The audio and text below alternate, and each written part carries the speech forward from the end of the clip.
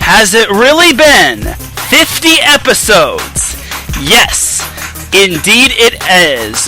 What is up, everybody? This is your boy, Taryn Rodriguez, bringing you another edition of Set Point.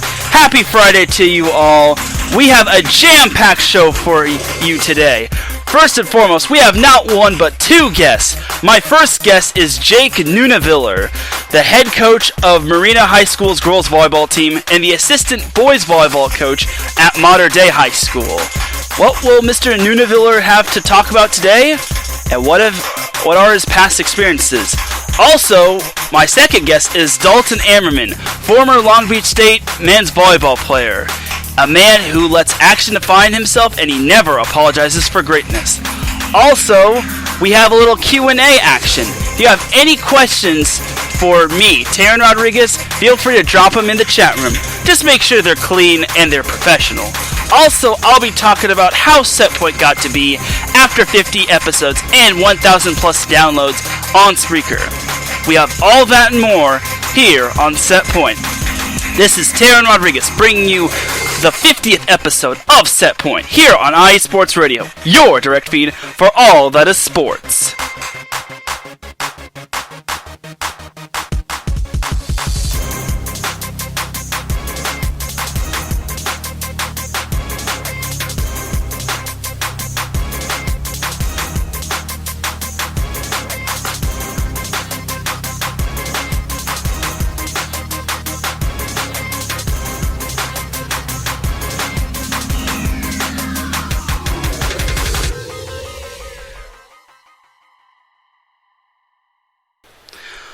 Welcome everyone to another edition of Setpoint, the 50th episode of Setpoint. I can't believe I'm actually saying that.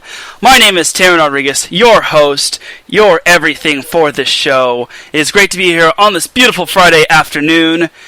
And before I get into the show, I just want to say thank you to everyone who has stuck through the show, who has supported the show. If you have supported the show once, whether you were a guest, whether you retweeted something, whether you favorited something, whether you offered me critiques and criticism, whether you just shared the show, whether you reached out to me and said, great show, Taryn, or good job, or anything like that, I deeply thank you. Because without you, I don't think Setpoint would be at 50 episodes, let alone 1,000 downloads, because it hasn't even been a full year for Setpoint. So I definitely do appreciate everyone who has supported Setpoint, ranging from my IE Sports Radio family who has tuned in, and to all my friends and my family for keeping me on this despite all the hardships, despite everything that's going on, despite the pandemic. I definitely appreciate you all and all of your support for your support of Setpoint. It really does mean the world to me, and thank you to everyone for continuing your support of IE Sports Radio. And this applause button is for you.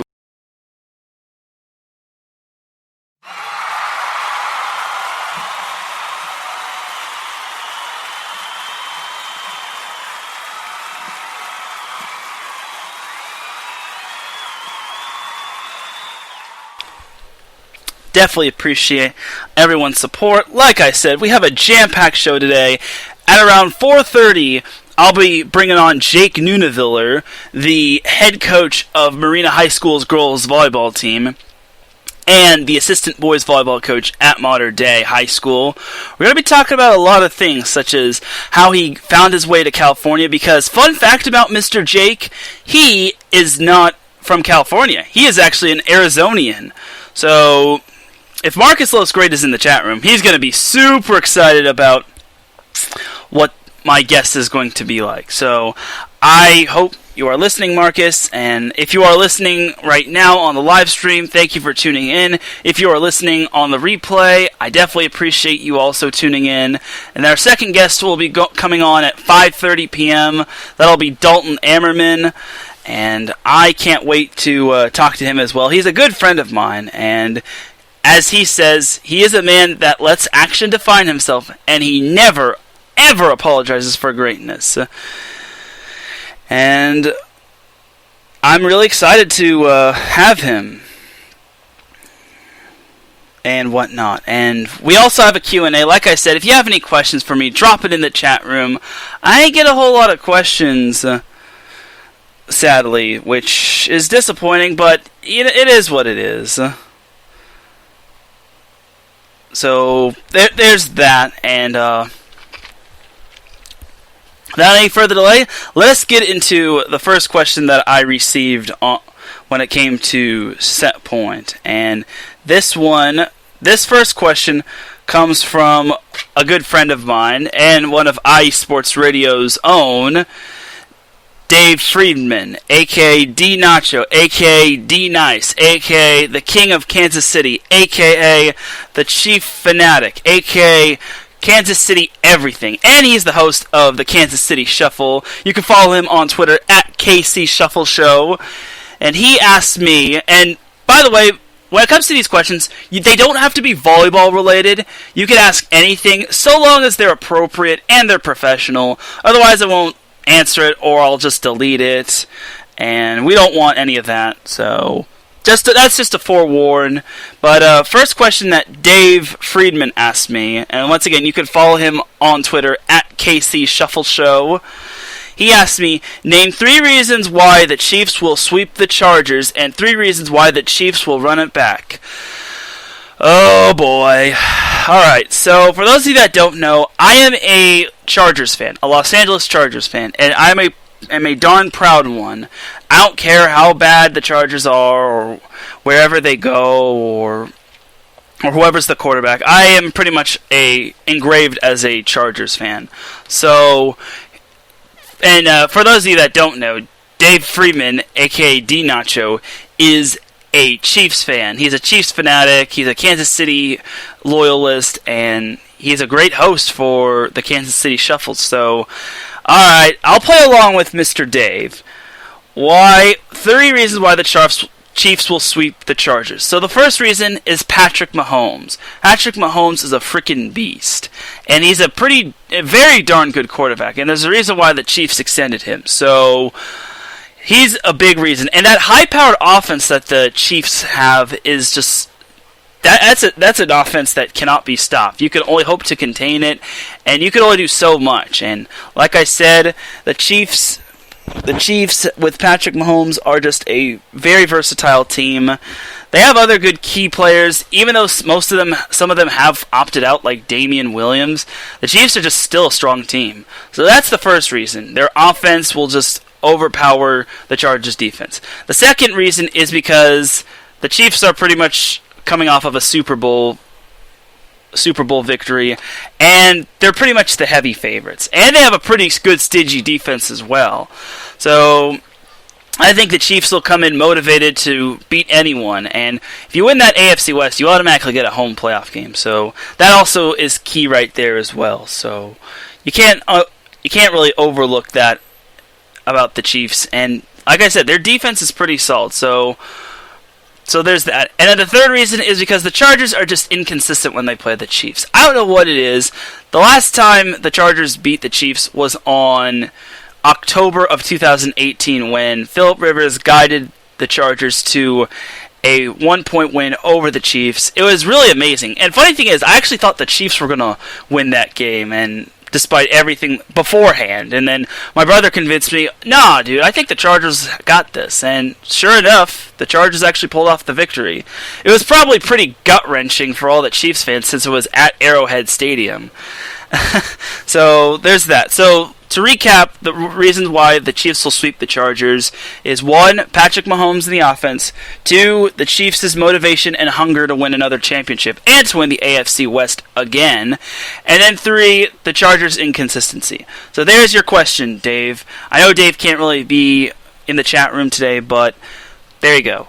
Alright, now he also asked 3 reasons why the Chiefs will run it back, as in the three reasons why the Chiefs will repeat as Super Bowl champions. First reason is because they have Patrick Mahomes and the offense.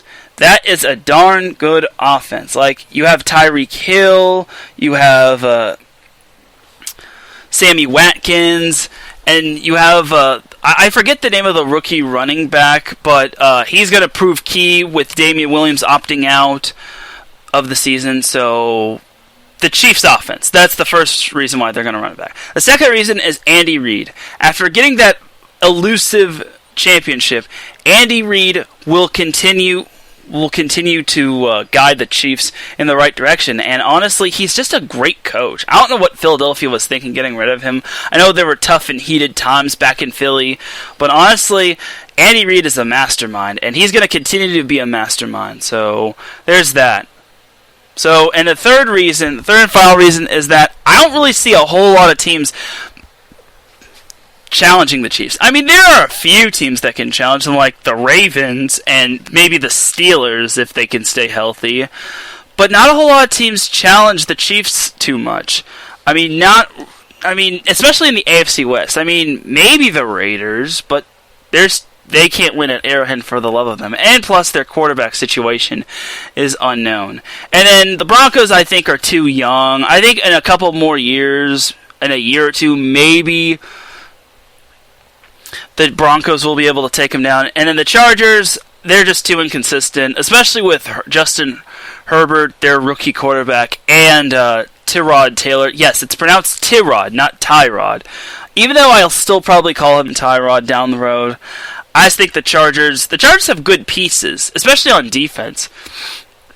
It's just a matter of if they could stay healthy. So that's the first question. So just to recap, three reasons why the Chiefs will repeat as champions is because of Patrick Mahomes and the offense, Andy Reid and his strategic gameplay, and how he can now manage a game clock, and how he can manage everything. And then the third reason being hardly anyone can challenge the Chiefs. I mean, we still have the Ravens, but other than that, I don't think anyone can really challenge them. So those are my three reasons why the Chiefs will sweep the Chargers, and three reasons why the Chiefs will repeat as champions. So thank you, Dave Friedman, for submitting that question, even though I'm a Chargers fan. So, alright, now let's go into question number 2, and then we'll probably head into a commercial break. This next question, or questions, come from Ben Suttereth III. You can follow him on Twitter, at BS3Radio. Big shout out to Ben Suttereth. He had another great show on Monday with his weekend wrap-up show, and I believe he'll have a BS3 at night on Saturday. I believe that starts at I want to say 8 p.m. Eastern, 8 p.m. Pacific time.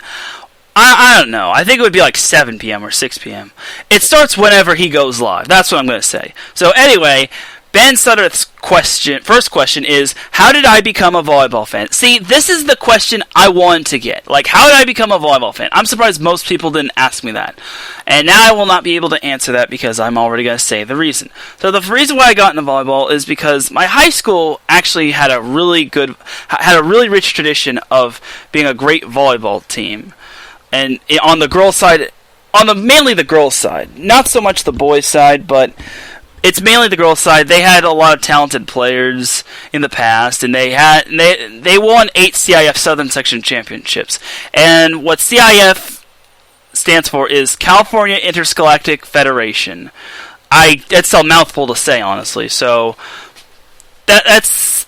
And when I first saw an actual volleyball match at Newport Harbor, this has to go back all the way to 2009 when I first saw a volleyball match, and Newport Harbor was playing in the CIF finals against Los Alamitos, which was coached by a past guest, Dave Huber.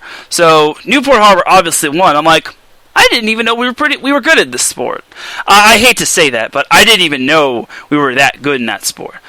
And then 2011, my senior year of high school, I went to a Newport Harbor boys volleyball game. I'm like, you know what? Why not support this team? Because I have nothing better to do. What's the point of going home? And I had some other school stuff to do anyway. So I basically went to that game. I didn't know what was out, what was in, what was how points worked, what the rules and regulations were, I was like, okay, that's cool. We have ourselves a darn good volleyball team. We are good in boys volleyball, so that's cool.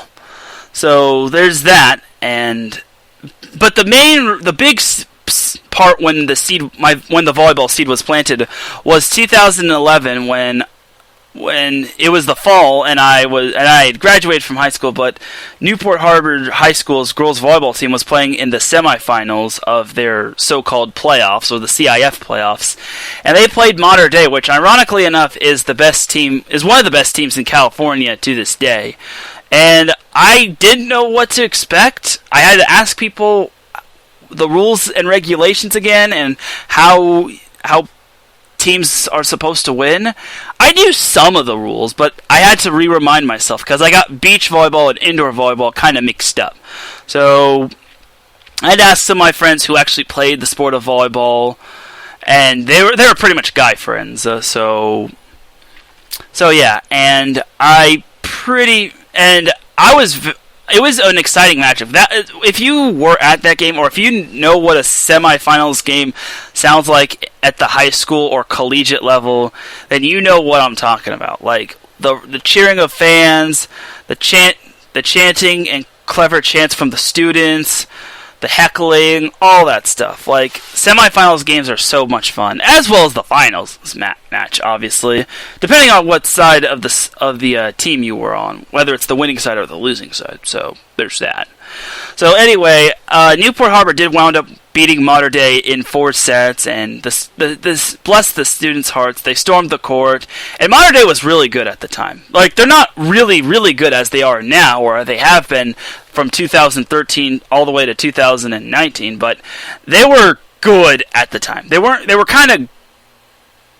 great. They were somewhat good. Like, they were at least, I think they were like top 5 seedings. They were one of the top 5 seeds, or top 8 seeds. They were top 8.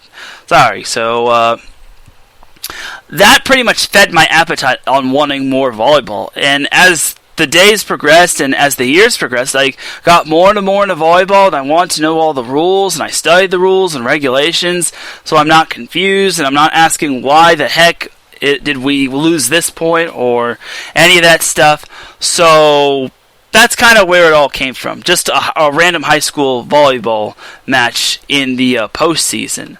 So, big shout out to Davidson Crooks. Thank you for tuning in, my man. If you have any questions for me, Mr. Davidson Crooks, feel free to drop them in the chat room. It could be anything. It doesn't have to be volleyball related. It can be anything you want me to answer. So, but I'm still on Ben Suttereth's questions. If you do manage to keep them volleyball related, you get extra brownie points. So, Ben Suttereth's second question is, your favorite volleyball player, male or female? Alright, that's a very good question, actually. So, female, this is a no-brainer for me. It's Misty May Trainer. First and foremost, she went to my high school, Newport Harbor High.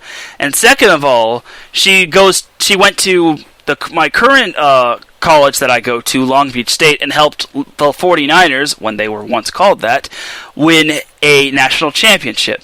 And she was a living legend. She was also a beast on the beach. She won gold medals with then partner Carrie Walsh Jennings, and she was just a dominant force. She was like the Alex Kleinman and April Ross of the past. Like, Misty May, if you've seen her play, she was just a dominant force, and I think she still has it. She's just needs to focus on family things. So I probably would say Misty May as my favorite female volleyball player. April Ross also comes to mind. She wants to be the next. I wouldn't say she wants to be the next Misty May, but she definitely is close. Like, she wants to build her own niche and legacy. And as I've been saying in the past, April Ross paired up with Alex Kleinman is just a dominant force. There's a reason why they're called the A-team. So, Alex Kleinman I also can put up there. I think April Ross did win a national championship with USC on the indoor volleyball scene, which was awesome. And she also won a national championship with Newport Harbor High School's girls volleyball team back in 1999, which also featured Tom Pestalacci as an assistant coach, who was also a past guest on Set Point. I don't know if Alex Kleinman led her college to a national championship, but I kind of put her up there as well. Catherine Plummer is another player that comes to mind. She's kind of on the young side spectrum, but she did lead Stanford to 3 national championships. It could have been 4 national championships had they not tripped up against Florida in the semifinals. And yes, Davidson Crooks, yes, the University of Florida, the Gators. That's that University of Florida, the team from the SEC, from the South. You get what I'm saying. So go Gators. But Davidson, I know you're not a Gators fan. But anyway, back to Catherine Plummer. She won 3 national championships at Stanford, and she has the potential to win both gold medals on the beach and in indoor volleyball. As long as she plays her cards right and she stays away from injuries, she definitely has that potential. So on the men's side, however, my favorite men's volleyball player would have to be Karch Kiraly. He won national championships. I think he won 3 national championships with UCLA. I think it was 3, if not 2, but I'm pretty certain it was 3. And he is the only men's volleyball player, man or woman, to win gold medals as an indoor player and as a beach volleyball player. Yes, let me say that again. Karch Kiraly is the first and only men's volleyball player to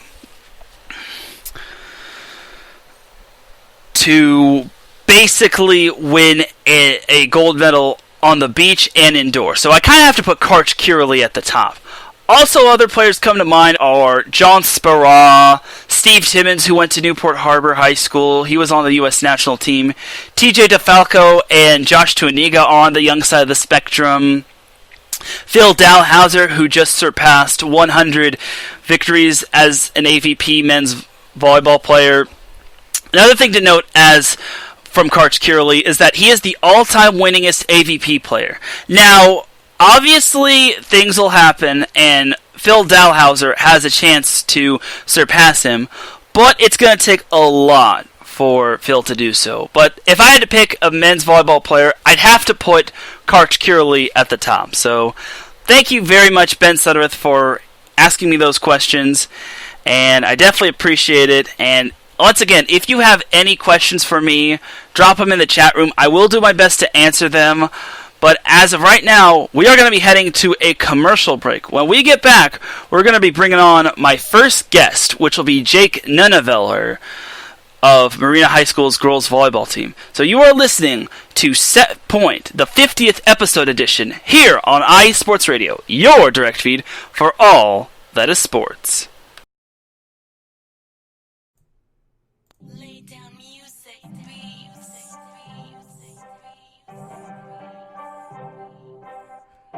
Hey, what's up, BS3 sports fans? If you love listening to the BS3 Sports Show, check out the Weekend Wrap-Up every Monday at 12:15 Central Time, 1:15 Eastern, recapping the weekend in sports like you never heard it before. Comedy, interactive chat room, it's a must-listen. Weekend Wrap-Up on Spreaker.com. Part of the X Squad. Check it out. You won't be disappointed.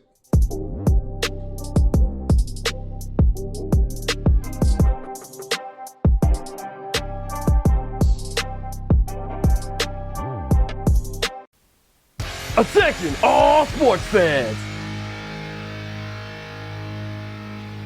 If you're someone who wakes up each morning with lists of sporting events to go along with your to-do list for the day, then you just might be a diehard. The world of sports is as vast as the ocean is deep, including the major leagues, the minor leagues, the college, and everything in between. This is me, your boy Larry B of IE Sports Radio, welcoming you to join me every Monday evening at 4 p.m. Pacific, 7 p.m. Eastern on The Defining Moment, a show that focuses on what really matters in the sports world, sports themselves, and nothing outside of them. Once again, tune in for The Defining Moment with me, your boy Larry B, every Monday evening at 4 p.m. Pacific, 7 p.m. Eastern on IE Sports Radio, right here on Spreaker.com. We'll see you then.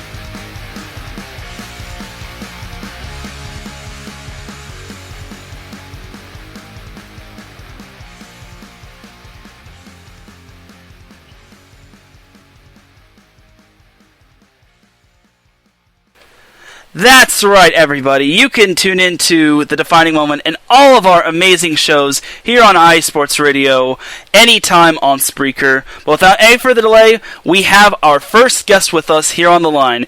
He is the current head coach of Marina High School's girls volleyball team, and he's also an assistant boys volleyball coach at Mater Dei High School. And he was a former Golden West wrestler, and he is one of the best players I've seen from the Arizona area. Without any further delay, introducing my first guest, the one, the only, Mr. Jake Nunaviller. Jake, how you doing, buddy? Hey, Darren, I'm doing good. Hey, that's great. Happy to be here. Hey, that's great to hear, Jake, and we're happy to have you on as well. We're happy to have you on the 50th episode of Set Point, and it's great to have you, man.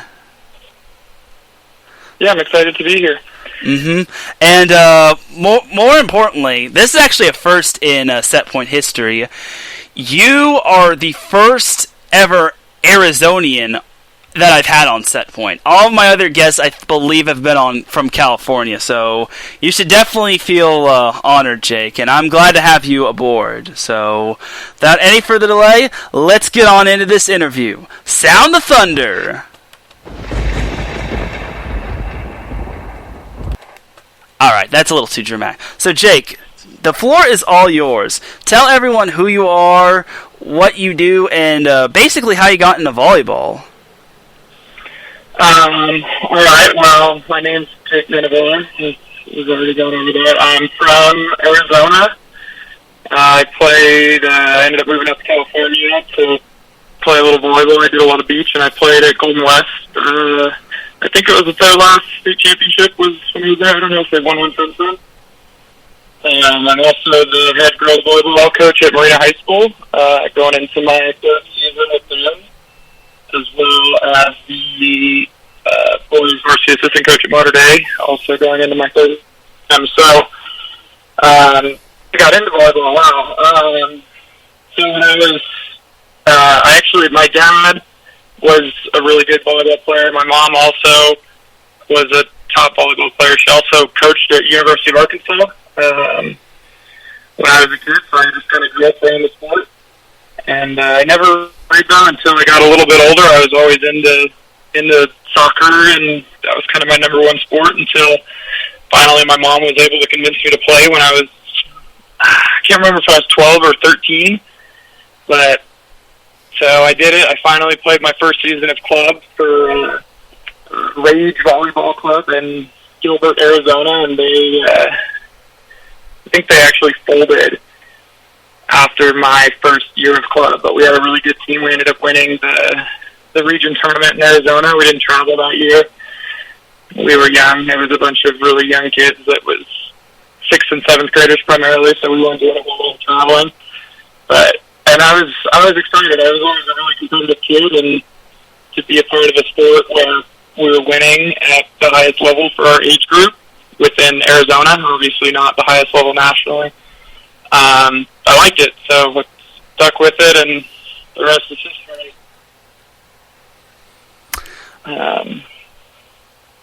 And then I played high school for Corona High School. I actually had a pretty good team there. I was a setter at Corona. I was the first team all-state setter my senior year. Looked at going on at playing at the next level. Unfortunately, had some academic things hold me back there, so I went to Golden West out in Huntington with a couple of really top-notch volleyball players. We had a great team. And then from there, I got involved with the Huntington Beach Club. My head coach at the time at Golden West, his name was Casey Harwell, and he was coaching the Dream Team at HBC. That was the team with TJ DeFalco and Josh Tuaniga and all those guys. And he brought me on as his assistant coach when I was 18 years old, and I didn't know what the heck I was doing. I think I was just there to scrimmage against the boys because they were too good to scrimmage against somebody else in the club, so they needed the older guys to play against. But I learned a lot that year. I was able to work under top-notch coaches like Casey. Not a well-known coach because he got out of it. He retired pretty early, but I have nothing but good things to say about that guy. Derek Lucero, the current director of the HBC, was a big influence on my coaching life as well. As I was super excited, I got to work under Alan Knight for a season, back when Aiden Knight was playing at our club, as well as Tyler Hildebrand. When I first got to HBC, Tyler Hildebrand was actually the director at that time. So, yeah, that's my life volleyball story up to now.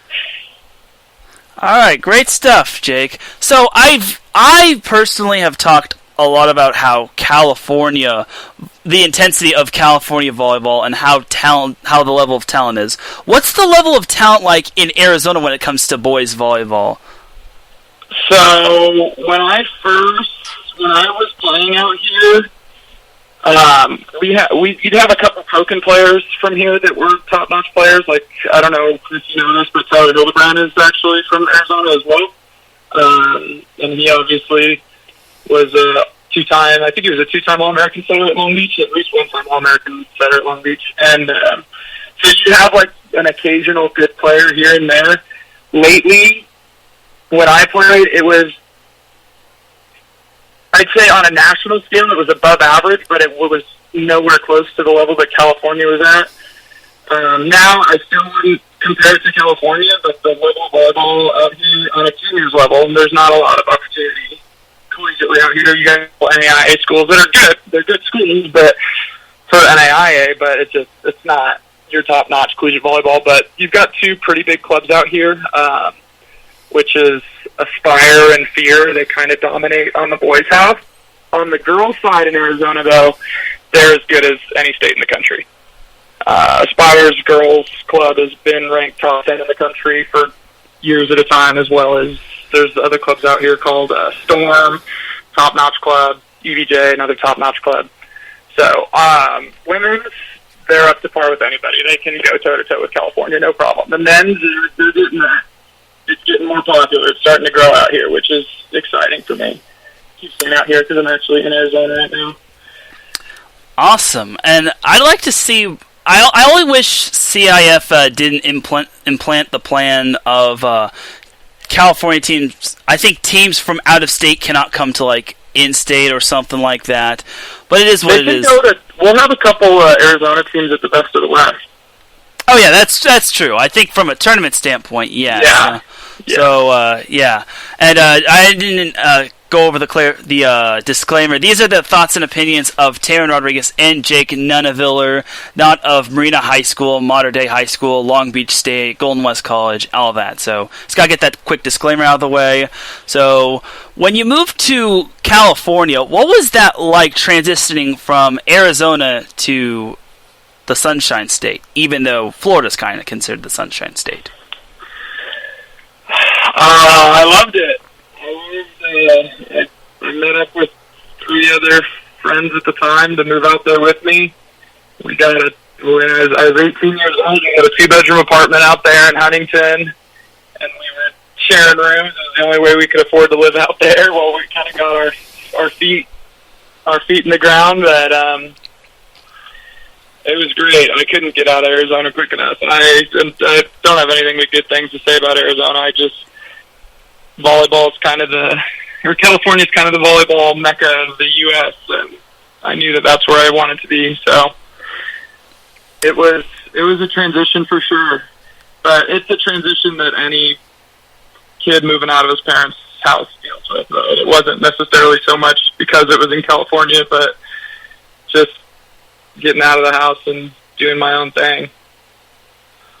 And I just lived at the beach. It was crazy. That was the first thing I would talk to people about, like the locals, the Huntington locals. I lived in Huntington. This is where I first moved. And I was like 2 miles away from the pier, and I would talk to the locals down there, and I was like, I would just be dazed. It was like, wow, this is a trip. I live out here. And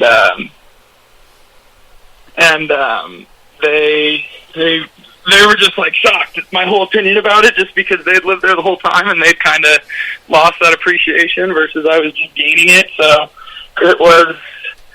it it was wild. I loved it. I still play a lot of beach volleyball to this day, more so casually than competitively like I did, but still compete here or there. Great stuff, Jake. Now, you coming to a junior college being Golden West, what was coming to a junior college like, and what lessons did you take away from going to a junior college as opposed to going to a 4-year college?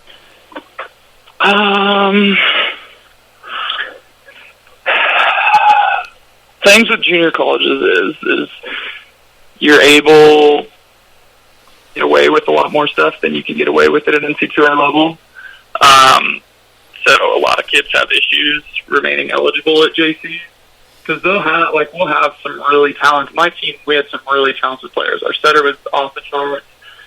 Our best guy's name is Matt Hilling, who trains with the national team now. Like, we have some top-notch Division I players that just either they had issues getting in, whether it was they couldn't afford to go straight to university, it was academically, whatever.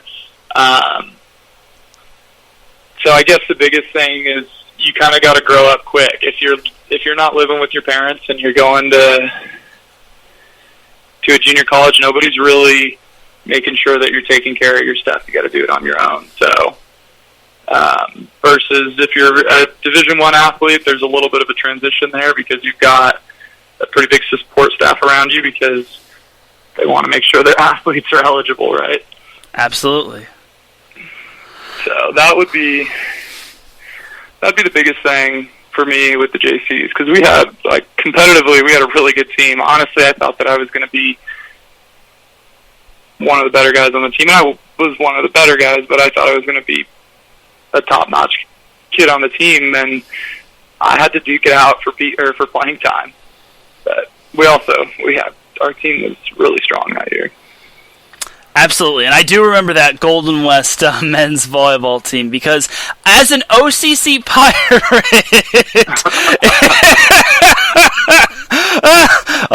Golden West gave OCC a lot of fits on the men's side back in 2013. So that doesn't happen too often. Absolutely. So let's turn the clocks back to 2013. Your team was a part of that. You were part of that state championship team until the last few games.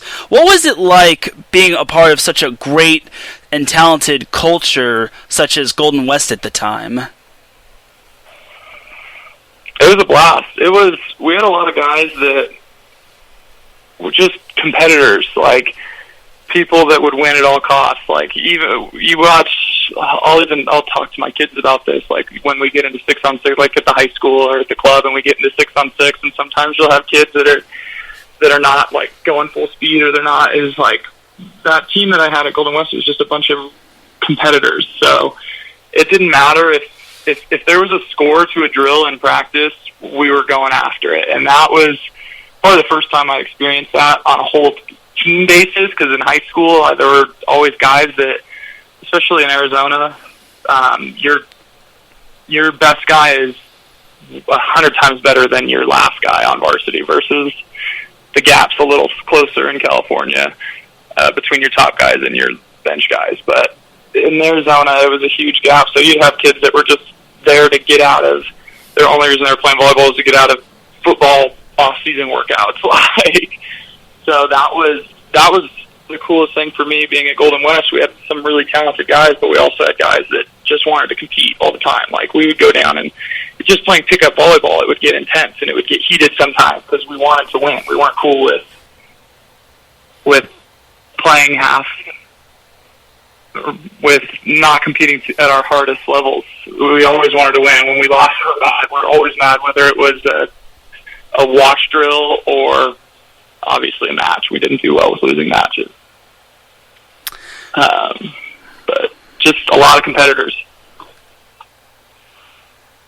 Ah, yes, absolutely. Very, very good stuff. And that Golden West team was really good. And even when they went through their highs and their lows, they were still at the top of their game. So it's cool stuff right there. So now, after your volleyball career, you decided to pretty much get into coaching. You first, when it comes to the high school scene, you actually went you actually arrived at Marina High School back in 2000, and I want to say 2017. What was it like taking over a program like Marina, and were there any challenges starting out?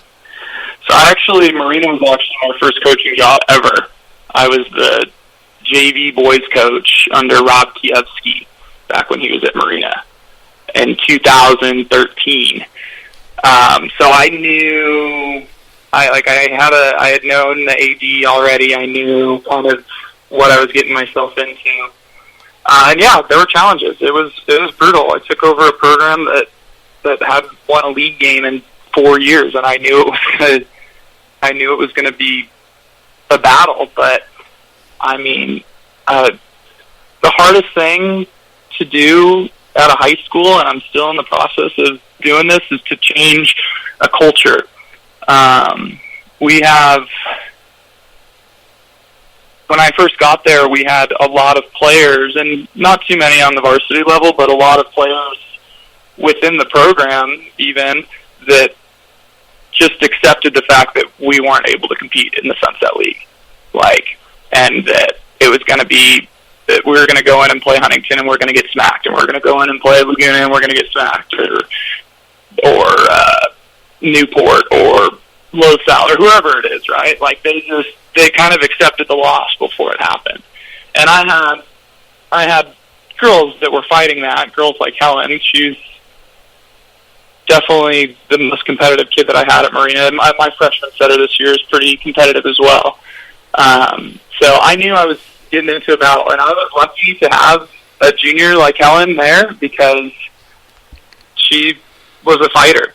But I mean, ultimately, I've been working on the young kids that come in and trying to grow it from the bottom up, because it's not easy to take someone else's kids and try to win with them. You've got to get your own kids in there. Oh, absolutely, and it obviously is tough right there, especially for a team that's been that's been long yearning for a league game, let alone a possible playoff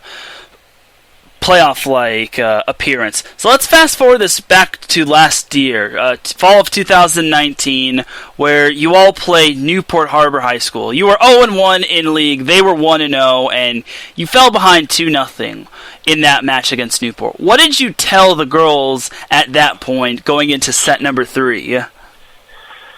I'm trying to remember. I don't remember exactly what it was, but there were at the beginning of the year, there were teams that we had kind of picked out that we were going to try to beat this year, and that we thought that we could get them on a good night and we could beat them. And we picked those teams that we thought that we had an opportunity to do that against. And Mountain Valley was the first team that came up. They ended up getting second in league. They had a great team this year. And then Harbor was the next one, because Laguna had a loaded team last year, and we weren't going to quit against Laguna either. I think we took a set off them on the first game of the year, or the first match of the year. So we gave it their all, but they were just a real good team this year. So I think I just kind of brought that up in the huddle again. I was like, listen, this is the one. This is how we start off on the right foot. This is how we push to try to make playoffs. This is what we've been talking about trying to do. This is what we've been working for. And it was a huge turnaround right out of the gates. Our serve receive immediately got better. Helen was a machine that match. I wish I had the stats in front of me, but she was blocking everyone, and every time we saw it, we were scoring points. She was a machine, and I think she had 5 or 6 aces that match too. So that doesn't hurt at all. Yes, service aces are the best thing for any team. So that was a big turning moment for me at Marina, because this is the first time I've been a part of a varsity level team that hasn't been in a position to compete for league championships and ultimately compete for CIF titles. Or I coached in Arizona for a bit. We're going for state titles there. It's not divided up because it's a lot smaller. So it was definitely a transition for me. But that was a big turnaround moment for me because I saw the fight in the kids, and I also had a ton of young players on that roster last year, so excited to have them all coming back. It was the first time I really saw them buckle down and fight. There was not a moment of quit in them. And I saw that in a lot of matches this year versus my first year at Marina. There would be matches where if we were down 4 or 5 points, it was just going to turn a snowball effect and we were going to get throttled. And then we had to try to bring it back in the next one. So this was a pleasantly surprising year because they kept fighting, and it was a lot of the same kids that I had the year before, but I don't know, some of them matured, some of them got better, and they wouldn't give up this year. It was awesome. Absolutely, and that energy pretty much was known in that match, because after you lost the first 2 sets, I think you faced a match point or 2 in that match against Newport. Then you took the 3rd set. Then you won the 4th set with pretty much some ease. It wasn't the greatest of ease, but in that 5th set, everything was just clicking for you. You pretty much just rolled through that 5th set. Just what was the energy like in the gymnasium, and what was the energy like of your team, knowing that you were about to do probably the unthinkable and what you haven't done since 2011? Yeah, that was the first moment that they believed. Like, I don't know that they had been in a 5th set with anyone other than Fountain Valley. Any of those seniors that have been there their whole high school career, like that. That's when it got real for them. Like, it was like, oh shoot, we really can battle with these guys, and like what? Like we're going 5 with Newport Harbor right now. I think that's when it got real for them, and they really believed that they could duke it out with anyone, even if we weren't the most talented team in league, and even if we're one of the less talented teams in league. They realized if they went to battle that they could fight with anybody, and they could have a good game, and they can, like, they were going in that 5th set expecting to win. I don't know that up to that point they were expecting to win any of the sets against Harbor, but I could be wrong. I don't know, but there was definitely another level of competitive spirit out of them in that 5th set. Great stuff. And when you finally took that 5th set and snapped what was probably one of the more longer league losing streaks that I've ever seen. Nothing against that, but when you snapped that losing streak, what just went through the mind of your players, and what just went through the mind of you, and what was it like at that moment? It was awesome. I mean, I've never seen the girls so fired up. Like, it was like they just won a round in playoffs, like, because to them, that really was the playoffs. Like, that was a mountain that they had failed to overcome year after year after year, and they finally did it. So it was great, and for me, it was awesome. I try not to get too fired up about one win because I'm a big picture guy, but there's a video of me after the match somewhere. Somebody sent it to me and thought it was funny, and it was like a sigh of relief after we beat him. It's like, all right, we can do this. Like, I was pretty much looking at Fountain Valley at that point because I knew that Fountain Valley had lost to them in a close match earlier that week, and I mean, going up on Newport, that was going to be 1-1 in league, put us, I think, second in league, right? So, or tied for second in league. So that was going to be an opportunity for us to try to get into CIF, and I really believe that within our division, if we can get out of Sunset League, I think we're going to be a force to reckon with in CIF within our division, because there's every single team within our league most of them are 2 to 3 divisions higher than us. Everybody's at least 1 division higher than us, so. That was great stuff. And just as another disclaimer, I am a Newport Harbor alum, and I am an ardent Sailor fan, so obviously the loss stings as a Sailor fan, but for me, it's not so much of an angry feeling. It's a feeling that Marina deserved this. Like, it was like I said, it was from 2011 all the way to 2019 since they last won a league game. And the fact that they were long yearning for that win, and the fact that they didn't give up, because a majority of those teams, no offense to Marina, would probably just duck out after going down 2 sets, but they never gave up, they never surrendered, and that just goes to show you that even when things are bad, you could still turn it around. And the fact that Jake was able to implement that along with Helen McMullen and all the other players is absolutely phenomenal. So it's such an amazing thing to see, and it's kind of like the Chicago Cubs having won the World Series. Like, it's kind of like my comparison. So another match that I want to highlight is your match against Corona Del Mar. Obviously, they were a talented team back in 2019, but you managed to take a set off them. Like, what was that like for you? And did you kind of surprise CDM a little bit? I think we surprised everybody because I think everybody pretty much based on years past thinks that they're going to walk into our gym and roll us.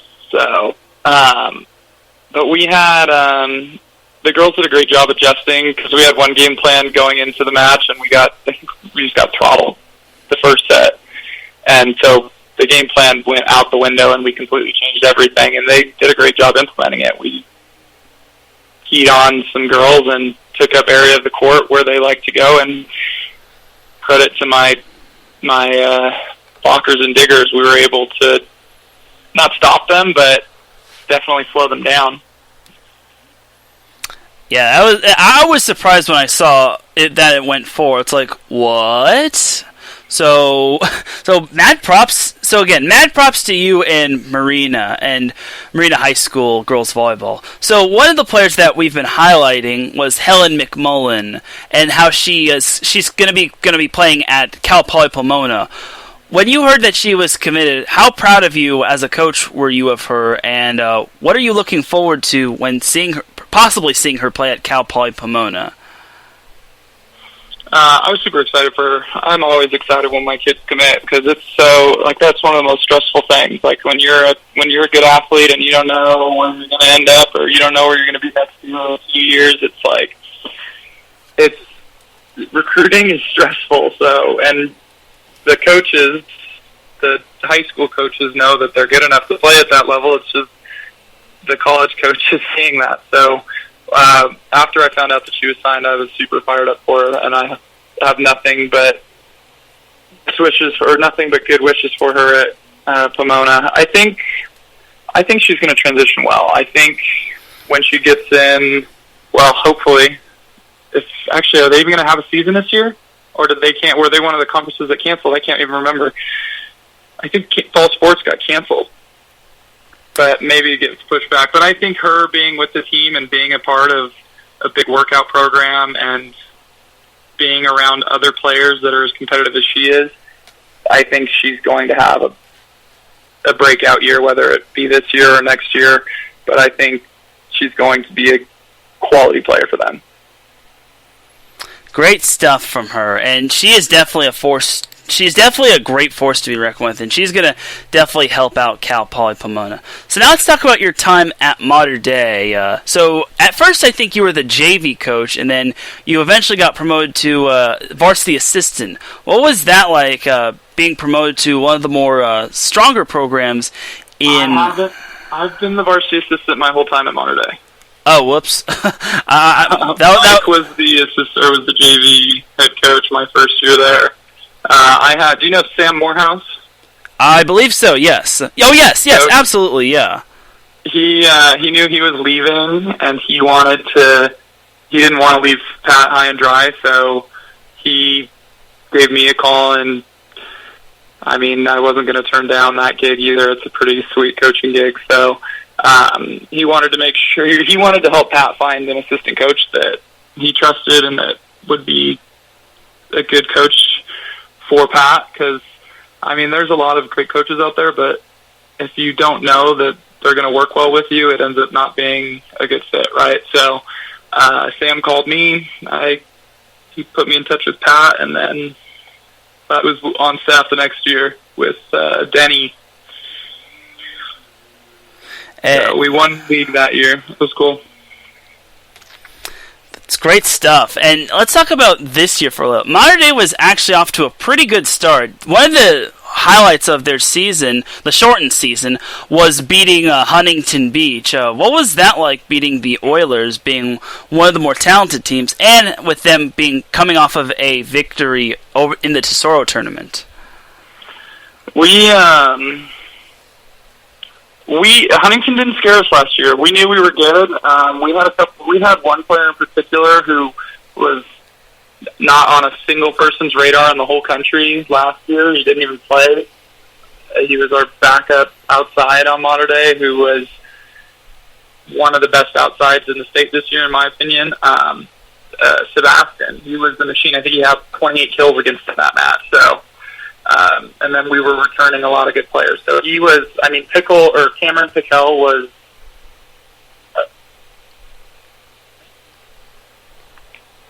Are you there? Yeah, I'm here. Okay. Whoa. Sorry, I lost you there for a second. We had some really good returning players. We had a young center, Josh, who had a pretty good club season with 949 and came back a lot better. And then we had Sebastian, who ended up getting all tournament at Best of the West. He was one of my guys. It's nice, too, working with Sebastian, because I was able to work with him year-round, because he was also with me during the club season. And then Cameron, Pickell, we were just a really, really well-rounded team. We didn't really have a weak point. We didn't have, some big monster who was just going to kill everybody, but we didn't have any weak points. We were a hard team to game plan against, because Sebastian was so athletic. He, most of the time, was going over top of blocks. Cameron is one of the better volleyball players, skill-wise, that I've ever coached. And who's our opposite? Zach Birdie was a big surprise for us this year, actually. Zach Birdie, our sophomore opposite. We didn't even expect him to be starting at the beginning of the year, but he had an opportunity, and he sunk his teeth into that and never let go. He was a great player for us this year. He was good in the middle. We were just good everywhere. We didn't have one guy that was some superstar, but we had a lot of great players. So Huntington, we knew it was going to be a battle, but they didn't scare us this year. We thought that we were the better team going into that match, and we proved it afterwards. So great stuff. And sorry, did you have to say? Nope, that's it. Sorry. Yeah, and that's all good. So, yeah, Zach Birdie, for those of you that don't know, is actually the younger brother of Natalie Birdie, who was a dominant force at Mater Day. So it kind of runs in the family right there.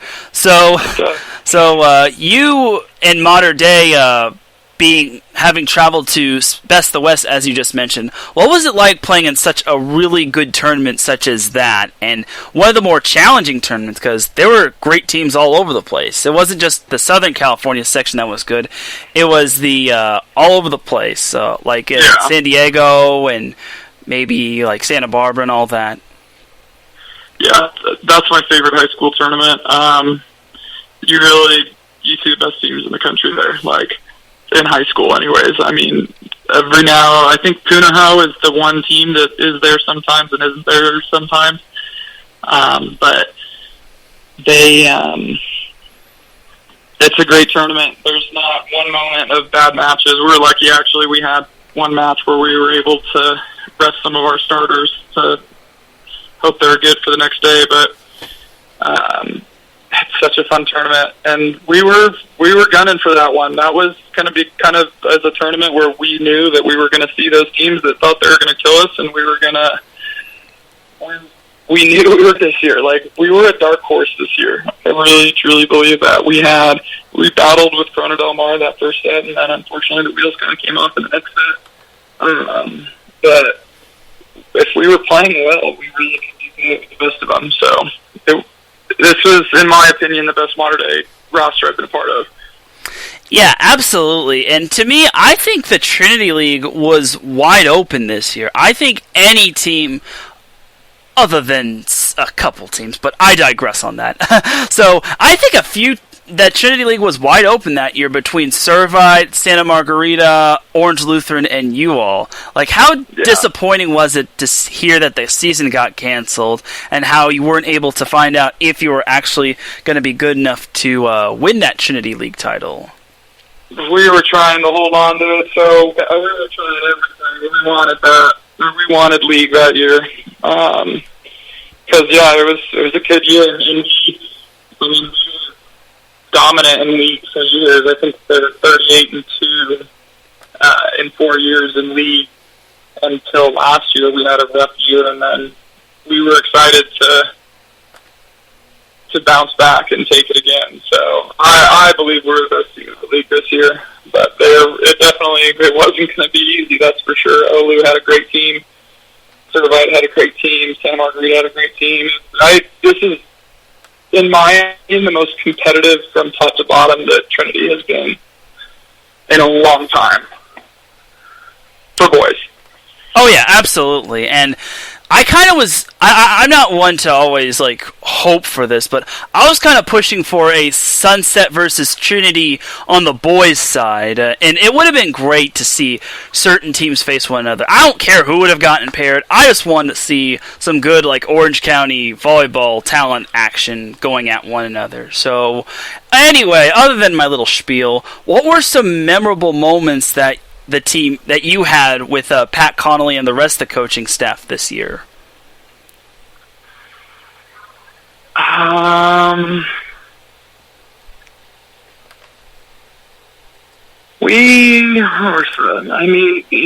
Mason was a fun match for us for sure. It was probably the best team we beat this year. It was just a fun year. Last year was tough for us because, when you're winning, everything's fine, but when you're not, all the problems start to bubble to the surface. So there was a lot of unnecessary distractions that we dealt with last year, and this year we had a blast. Like, we had kids that wanted to play, we had kids that wanted to compete. And we probably carry the biggest roster in CIF. I don't know anybody who carries as many kids as we do, and it's almost impossible to not have some player issues when you carry a roster that size, and we didn't have any, top to bottom. Our 23rd guy on the bench was sitting there hooting and hollering and cheering on the sidelines, which was, it just speaks to the culture and the character of those kids, because we've always tried to instill a culture of top to bottom, everybody a role, all that good stuff, but I've never had a year with a big roster where there was never one sour grape in the mix, and there was not a single kid like that this year. Everybody was fully invested in the team. Nobody was about themselves. Great. So, sorry. Yeah. Sorry, I don't know if that answers your question there, but that's the best. It's all good, Jake. So I actually need to give a shout to one of our hosts in the chat room, Marcus Losgreat. He's an Arizonian guy as well. He hails from Arizona as well. So when it comes to Arizona volleyball, if you were still at Corona del Sol and you were still in your prime and you still had your most dominant team, who would you like to play in what would be a national championship? If I was still in high school? Yes.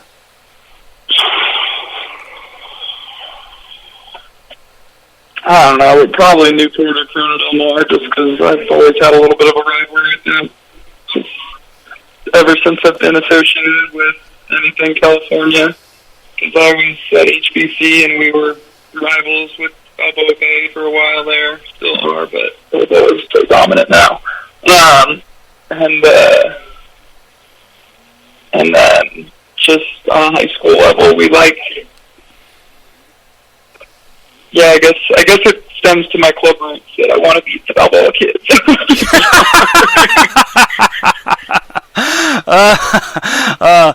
There's no disrespect. Obviously, I get what you're trying to say, though, but that's a great answer, though. I'd pay good money to see that. Even if I have to go to Arizona, I would pay good money to see either one of those matches. I would pay to see Corona del Sol against, Corona del Mar or Newport Harbor. So, anyway, back to your time at Mater Dei High School. So, your job as assistant is to help out Pat Connolly and do whatever you can to help make Mater Dei successful.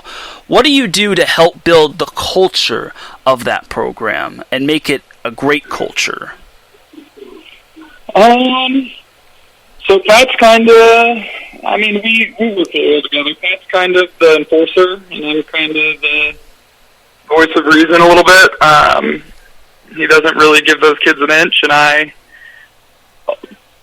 can get intense.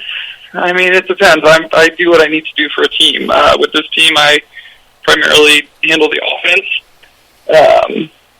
So just being a setter, offense is something that I've always liked and I've always thought of differently. So if you're at Mater Dei matches, you'll always see me talking to the setters in timeouts while Pat's talking to the team. So we work well together. He lets me. We both trust each other fully, and I think because of that, he allows me to take on more responsibilities than what your average assistant coach would do, because he knows that I have his best interest, I have the program's best interest. So if you trust the people that you're working with, it's so nice, because you never think anybody's trying to undermine you. You never have to worry about issues with the kids. Like, it's one message, right? Like, if you're all on the same page, everybody's able to kind of do their thing within practice and on the sideline. So, and Pat is a great administrator. Like, everybody knows what they're supposed to be doing in matches. I think that's the biggest thing when you get into matches. If you have large coaching staffs, a lot of times you'll have coaches yelling from the sideline. So if you have set responsibilities, there's never any overlap. Like, I'm never telling one kid to go there while another coach is going somewhere else, because I do the offense, I don't do the defense. Like, so in practice, we all kind of, I generally work with the setters and offense guys, but Pat kind of oversees everything, because we're fortunate to have a large coaching staff, so Pat's able to jump around a little bit while we kind of hone in on skills with the kids. So it's a great dynamic. So I talked about the culture of Mater Dei. You having completed your third year at Marina High School's girls volleyball team, what have you done? What is the culture like at Marina High School, and what are you trying to do in order to improve and make the culture of Marina High School's girls volleyball better and go above and beyond? I think we're on our way there. The first year was brutal. Last year they showed some fight, and I've been working with the young kids, right? Like, I've been involved with the Frosh Soft teams. I've been involved with the JV teams, because I want my young kids to. I don't want the freshmen that I had my first year there to be looking up to the seniors that I had my first year there. And not to say that the seniors were bad kids.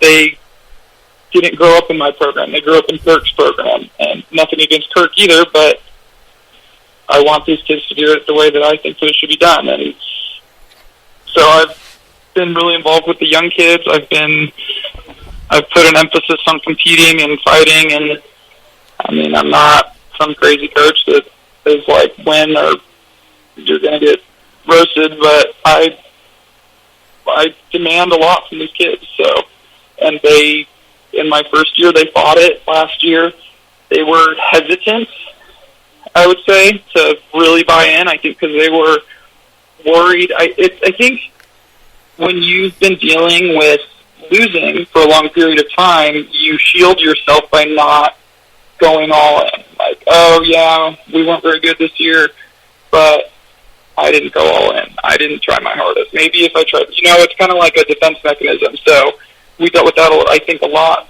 in the first year. Last year, I think they were hesitant, but finally bought in and decided that they were going to go after it, and saw some success because of it. So, and every year, I think it's going to get better every year, because the kids that are growing, or the freshmen that I have coming in, are looking up to girls that want to win.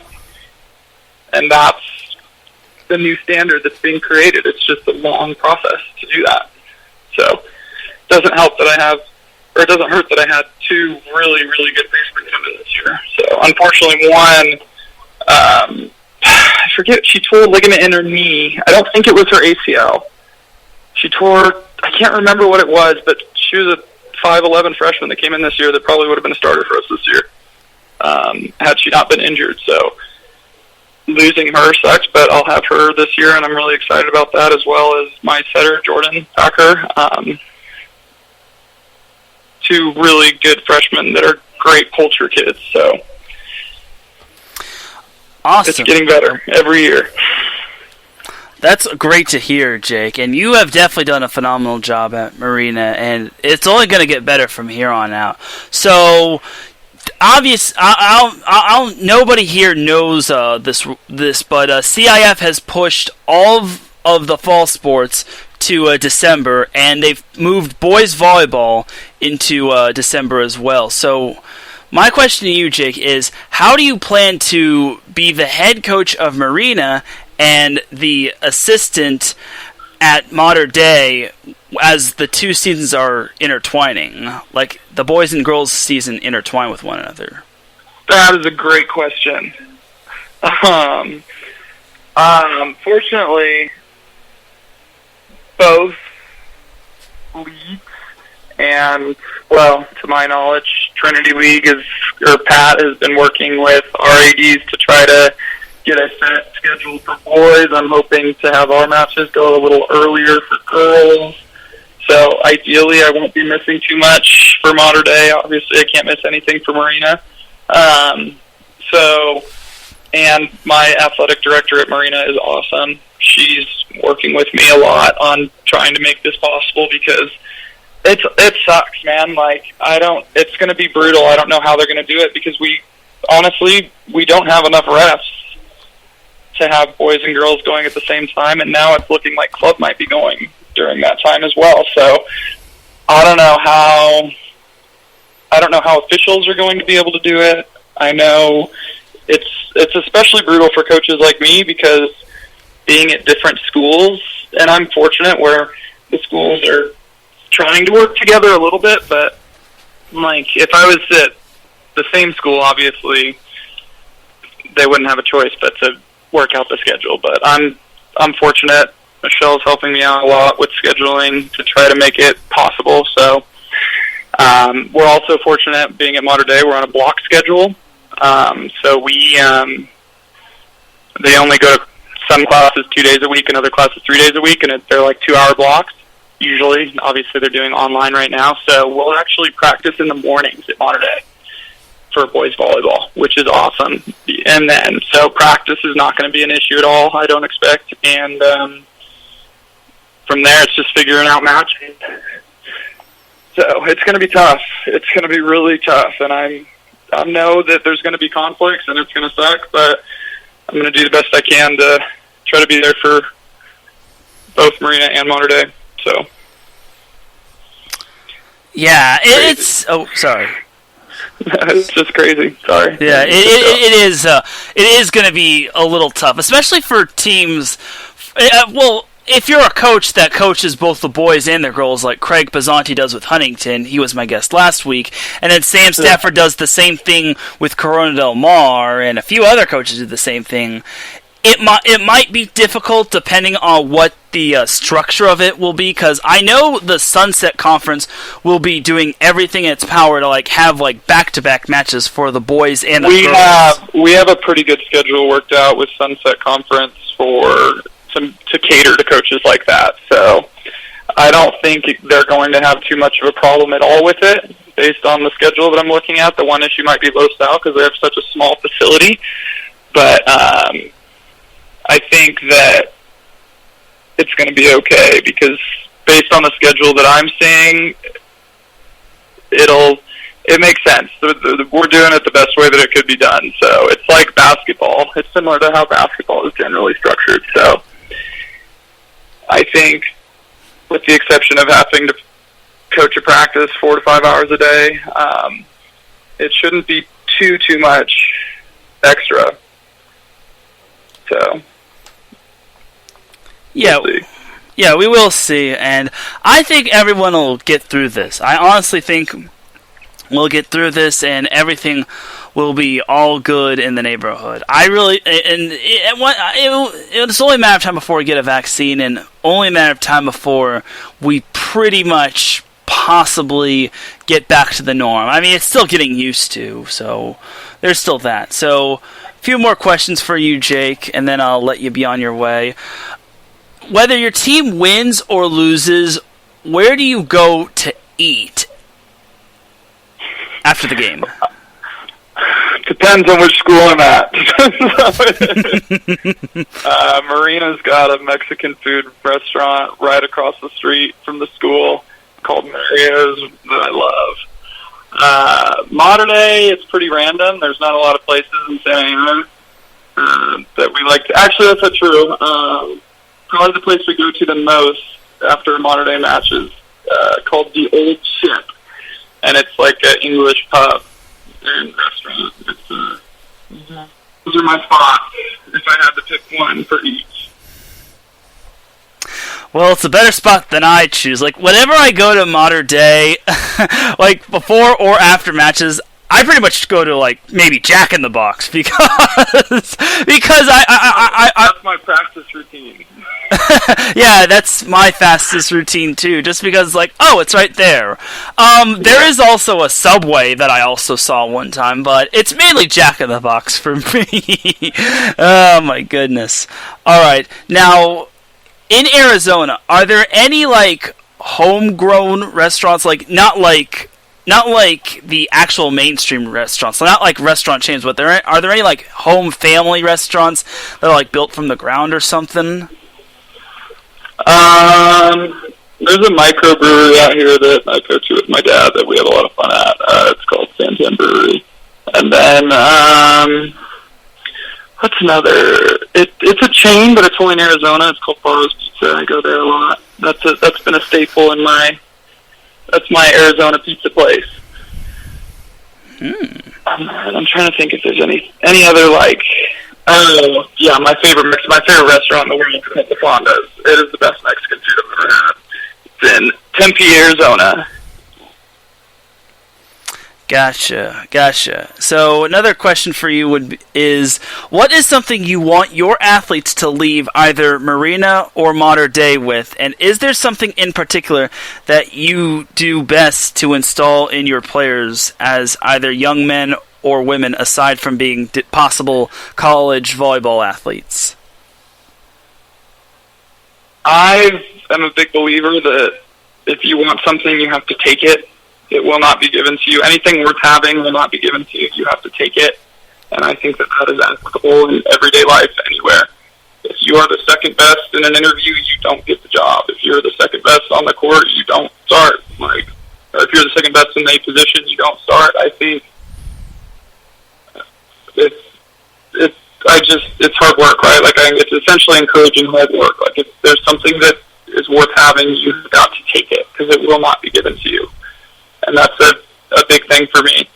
And I think, obviously, that's pretty applicable in the real world and collegiately, anything. If you want to finish school, you've got to do it. Like, you've got to put in the work. You've got to be the one to do it, because it's not going to be given to you. You'll have people that'll support you, and you'll have people that'll help you, but ultimately, it's got to be you. Oh, definitely, and I understand. And who have been some of your influences in terms of coaching? My mom, Beth Manaviller, coached at University of Arkansas. Had a couple Elite Eight appearances. Derek Lucero, the director of HPC, is a big one. Casey Harwell, my coach at Golden West, as well as the first guy that I coached under at HBC. Alan Knipe a little bit. I'd say it would be more so him if I was able to work with him a little bit more, but it was a pretty short time working with him, but I tried to soak up as much as I could from that guy. And then Tyler Hildebrand. It's a long list, but those are the 5 coaches that I really, really tried to take a lot from. But the 2 biggest ones are definitely my mom and Derek.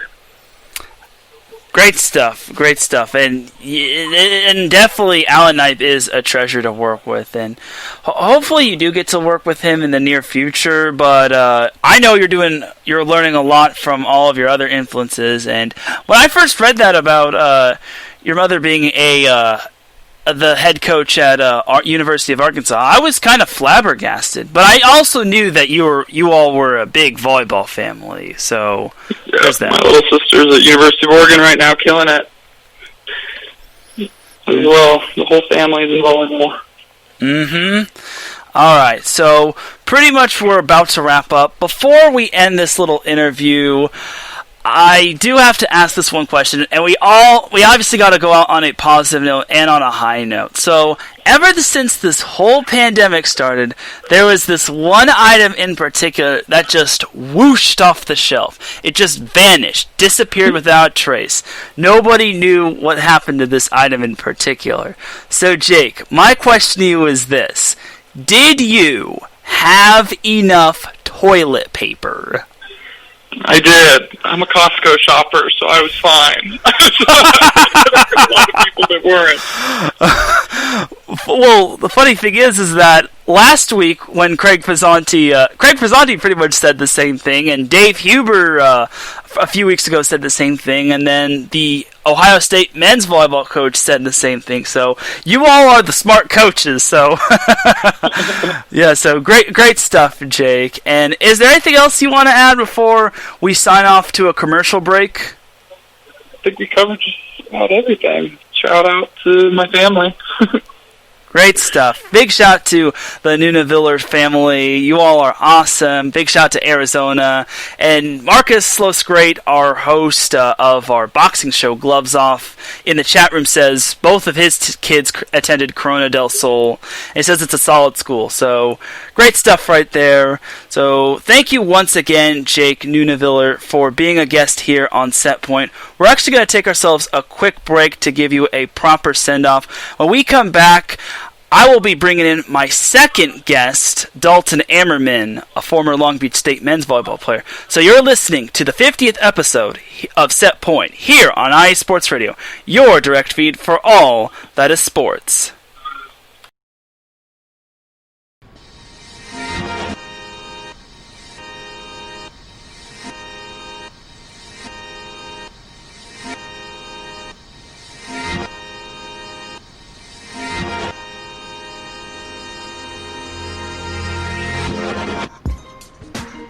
All my NBA college basketball fans out there, tired of hearing about just the dramatic stuff in the basketball world, tired of hearing about what such and such reward tonight, and not about the game? Hey, leave all of that alone. Because on Wednesday nights, I got this show called Fast Break with Phil Jones here on the IE Sports Radio. And all we talk about is straight basketball, from where it comes down to the NBA, the NCAA, and even the WNBA. I don't discriminate. I give all my NBA, my basketball, whatever you want with sports, to the slam dunks, to the three-pointers, to the teardrops, to the game winners. I'm there. I'm speaking about it. I have a debate. I have my panel. I got a squad that rolls in. And we're going to be talking mad sports. We're going to be talking about the Lakers. We're going to be talking about even the Brooklyn Nets. We're going to be talking about who's the top team out there in the NBA. So, tired all the drama. Tired all the... What he wear today? What kind of shoes he had? Forget all that. Just come over. Fast Break with Phil Jones here on IE Sports Radio every Wednesday night, 8 Eastern, 5 p.m. Pacific time, y'all. So, tune in.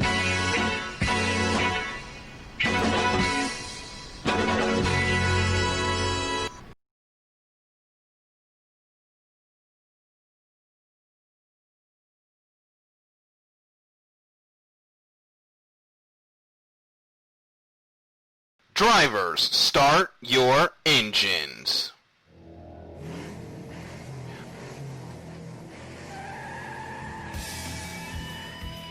Auto racing takes many forms, from the close quarter contact of NASCAR to the high-speed, high-risk atmosphere of IndyCar, all the way to the pinnacle of technology with the Formula One World Championship. No matter if you prefer the high banks of Daytona, the concrete canyons of Long Beach, or the flowing curves of the Nürburgring. The international language of motorsports is simple. Go fast, run hard, and come home first. So join us, myself, Darrell Kinsey Jr., Lolita Camello, and Michael Ward, on a world tour of all the best motorsports has to offer on the Extra Mile, Thursdays at 7 p.m. Eastern, 4 p.m. Pacific, only on your home for all. That is sports, i.e. Sports Radio.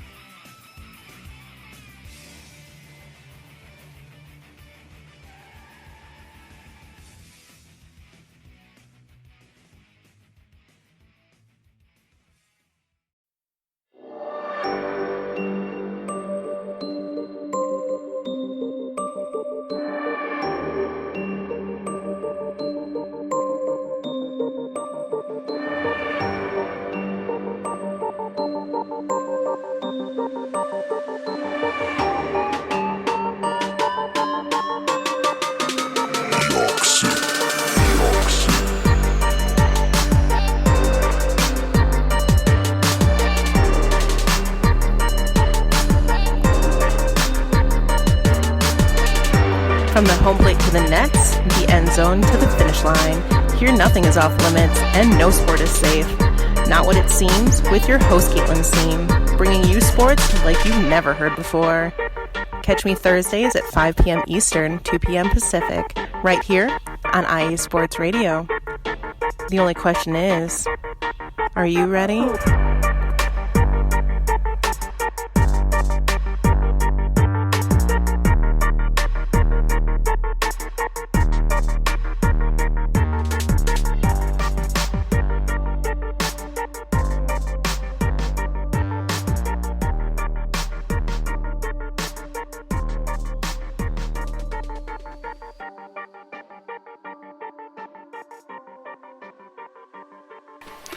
And you can check out Not What It Seems, The Extra Mile, and Fast Break here on IE Sports Radio, and all of our other amazing shows on Spreaker and on all of our platforms. So we'd like to give a big shout to Jake Nineviller, our first guest. Now we have our second guest of the 50th episode of Set Point.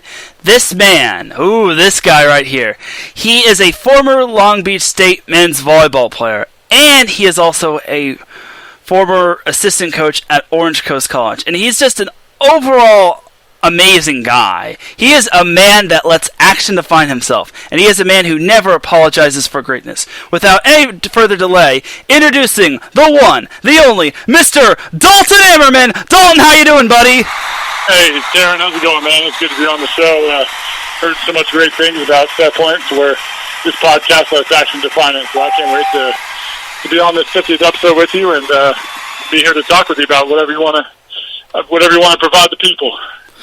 Hey, that's great to hear, man. And big shout out to our chat room, Marcus Losgreat, Pierre Moss. Just to clarify through the chat room, if you have any questions for me to answer, just let me know in the comment section. Or if you have any questions for my guests, do let me know and we'll try to answer them.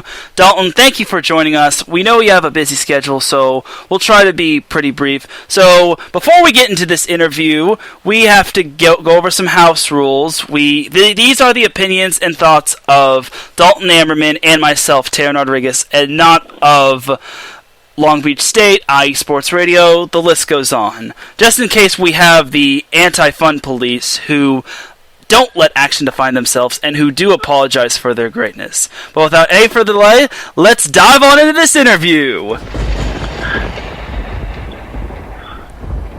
I just sounded the thunder. So, Dalton, the floor is all yours. Tell everyone who you are, what you do, and how you got into volleyball. I grew up in Colorado. I ended up, I actually just came from a whole family of volleyball players. My parents actually met at a volleyball tournament in Canada. And after that, it was kind of just all volleyball from there. I have 7 siblings, and all 8 of us basically just grew up in the gym. And then I grew up watching my older brother play, and then he went and played at Irvine and won 2 national championships. My sister went and played at Texas A&M. And then I ended up getting recruited to go to play at the greatest school ever, Long Beach State.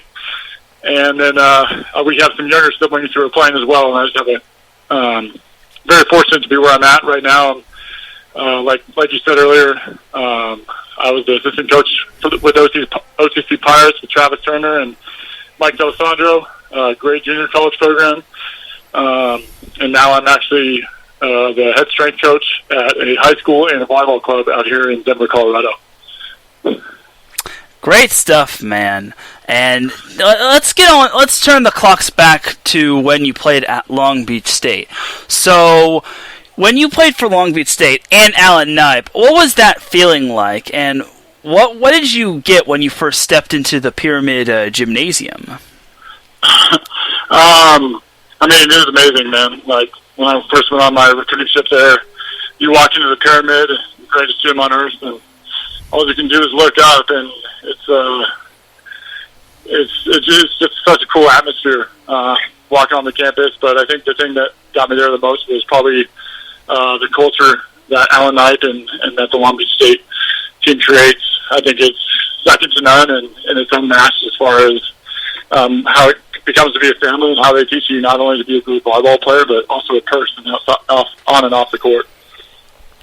Great stuff, absolutely great stuff. And as most of us know, we had Allen Knipe here as a guest on Set Point back in May.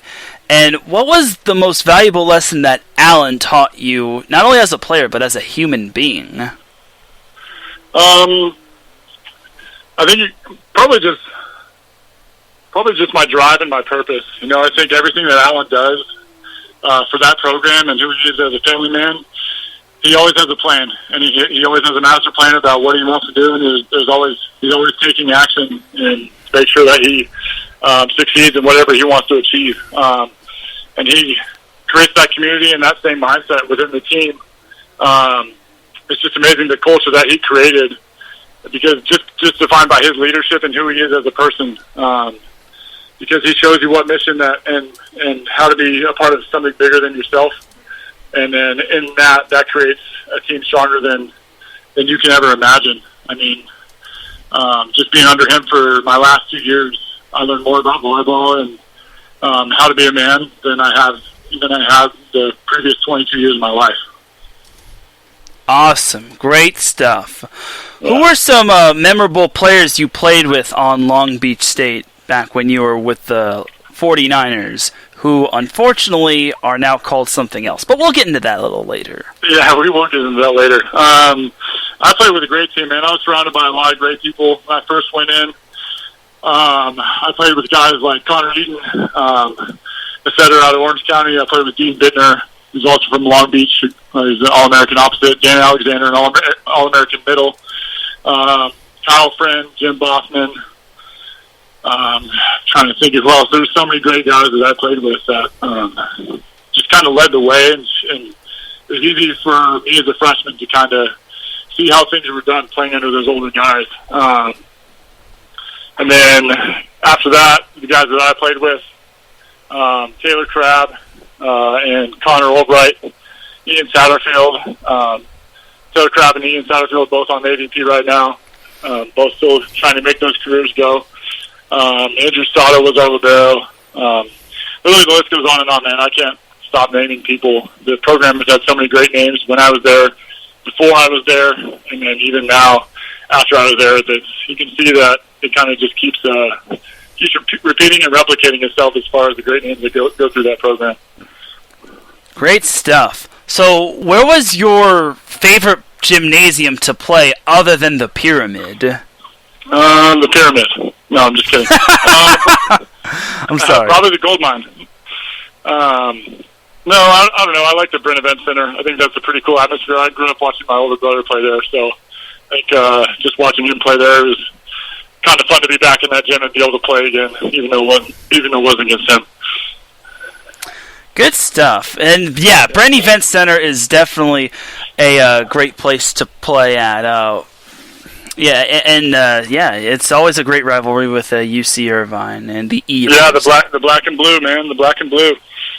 Not a whole lot better than that. So anyway, so after your playing career at Long Beach State, where did you go after that? And what was it like not being at Long Beach State anymore? I ended up going to play. I was in Sweden for 2 years. I played for a club called Hilta Halmstad. And then after that, I went over and played in Czech Republic for a club called Brno. It was definitely weird for me. Obviously, after you leave your collegiate team, you don't necessarily have that family atmosphere anymore, and you're not with your best friends anymore. Instead, you're over in a foreign country they've never been to with people who speak different languages, and you kind of got to figure it out. So at first, it's kind of daunting, but after a while, you kind of learn to fall in love with it because you're forced to submit yourself to another way of life, really, and submerge yourself in a completely different culture, and you get to learn about different ways that other people live. And I think that was the biggest part of my career over in Europe was I got to be able to travel the world and meet a whole bunch of new people I became friends with for the rest of my life, And as sad as it was to be away from friends and family for 8 months, I think I grew as a person when I was able to go to Europe. Some good stuff right there. So when you came to Orange Coast College, this was back in 2018. Let's turn the clocks back a little. What was it like being a coach along with Travis Turner and coaching a team that was fresh off of winning a state championship the previous year? I've known Travis for a long time, and Travis is a great guy. The team and the culture that he runs at OCC is very similar to the ones that we have at Long Beach, just at the junior college level. I mean, the way that he gets those guys to kind of commit to the idea of being bigger than themselves, and he gets them to commit to the team atmosphere and the team mindset, and it's unmatched at the junior college level, obviously. I mean, that's probably the most notorious junior college men's volleyball team that there is. And just being able to be on the sidelines with him, one of my great friends, and then also Mike D'Alessandro, other great volleyball mind. It was a great opportunity, man. After my career was over, it was a lot of fun to be able to be in that atmosphere. The junior college atmosphere is sometimes underviewed and underrated, I believe. But it's a great opportunity for younger players who maybe haven't developed quite as much as kids that are the same age to get a chance to be able to go to a higher level, in a year or two after that. So the things that Travis does for that program and for the kids that go through that program is awesome. I can't appreciate it enough. Absolutely. And I had Travis here as a guest like a while ago, again, way back in May, and he just had a great story, and he's just an all-around amazing guy. So yeah, definitely. Mm-hmm. So what were some favorite Travis Turner moments with you and he, and maybe the other coaches as well? I don't know, man. I think for me, because I knew him kind of before going in there, and for me, it was the ability to build our relationship with him, and he kind of became my mentor as well. Him and Alan Knipe are two of my probably two of my best mentors as far as how to be a person. I think their purpose as far as teaching people how to be, great men outside of the volleyball game and volleyball world is something that I take away from them a lot. And how much they appreciate the kids that come through their programs and what they do for those kids and what they're willing to do for those kids. I think just the amount of times that I've seen Travis be completely about making sure that he's bettering these kids' lives and who they are as people. It was very repetitive actions that I felt like that was just cool to be a part of, man. Great stuff, and I definitely agree. Like, Travis is basically one of the best coaches, not just on the court but off the court as well. He's like Bill Belichick, except without the robotic auto tone and all of that. Yeah, that's a good analogy, man. Perfect. Absolutely. So after your time at Orange Coast College, you had to move to Colorado. What was it like moving away from sunny California all the way to chilly Colorado? It was definitely a huge change, not too big of a change, I guess. I grew up here for the first 18 years of my life, so I'm used to the snow, but it's definitely not the same. I miss being able to walk down to the beach every day. I miss being able to wear shorts every day. Because, now, we're still in the 90s here, but within a couple months it's going to start snowing, and I'm definitely a warm weather kind of guy. So it was hard to leave good friends and people that I consider family, and it's hard to leave the beach, man. I love the ocean, but it's good to be back here with my family, and I'm able to do what I love still. So it's kind of a bittersweet feeling for me. It's great stuff right there. And who got you into volleyball, and how did the volleyball bug bite you? Like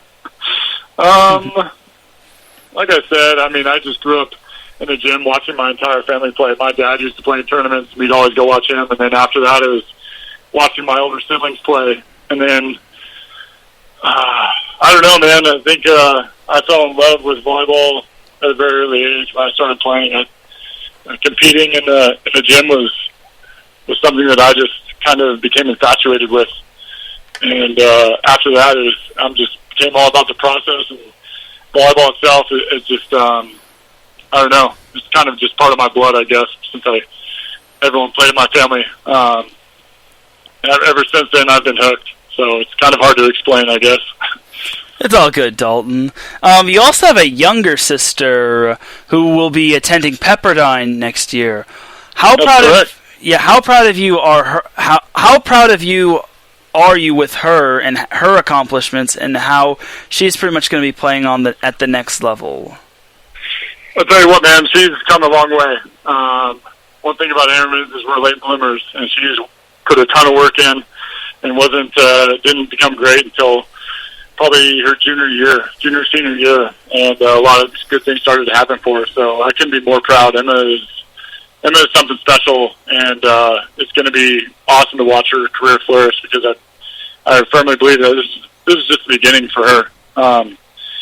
After she goes to Pepperdine, I think she's going to have a long career over in Europe, possibly, and whatever else may come after that is kind of up to her, because her mindset is so strong and resilient that the world is kind of hers for the taking. So it's pretty cool to watch her bloom and take off. So it'll be a lot of fun to watch her career. As a player, when it came to game days, how motivated and fired up were you to take the court and to face off against a certain opponent? I'll tell you what, man, there's nothing better than game day. As much as we have to fall in love with the process as players and competitors, that's why you fall in love with the process, because it all comes down to the game day. You get to show off your talents, and you get to kind of see the fruition of all the hard work that you've been putting in all the way up until when that season comes to be. So there's no motivation necessary. There's no words for it. Just being able to compete against somebody else and putting up your best against somebody else's there's nothing better than it, man. It's pure ecstasy. Absolutely. Now I have the liberty of supporting Orange Coast College and its men's volleyball team when you were an assistant coach. You were always a guy who was super motivated, kind of when it came to game day, even though you weren't taking the court. Where do you get that energy from, and who basically influenced you to have a lot of energy as a assistant coach? I don't really know. I think it's probably the coaches before me that I had that were very influential in my life. One guy in particular is Scotty Lane. That guy was a huge influence in my life as an assistant coach. He was assistant coach at Long Beach for me for my freshman and sophomore year, and became a really good friend of mine.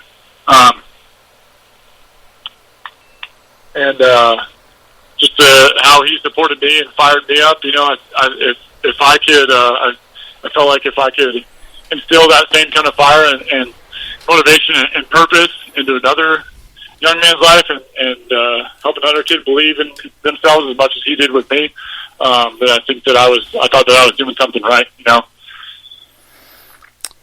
Great stuff. Now, when it comes to like restaurants in Colorado, is there any like family restaurants, not like restaurant chains like Claim Jump or any of that? Like, are there any like homegrown family restaurants that I should be aware of?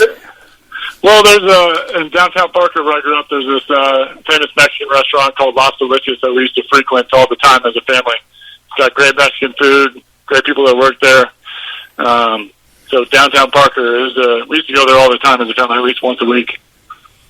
That is fully noted on my part. Yeah, so if you like Mexican food, it's definitely a place to check out. Yeah, I will remember that if I ever go to Colorado.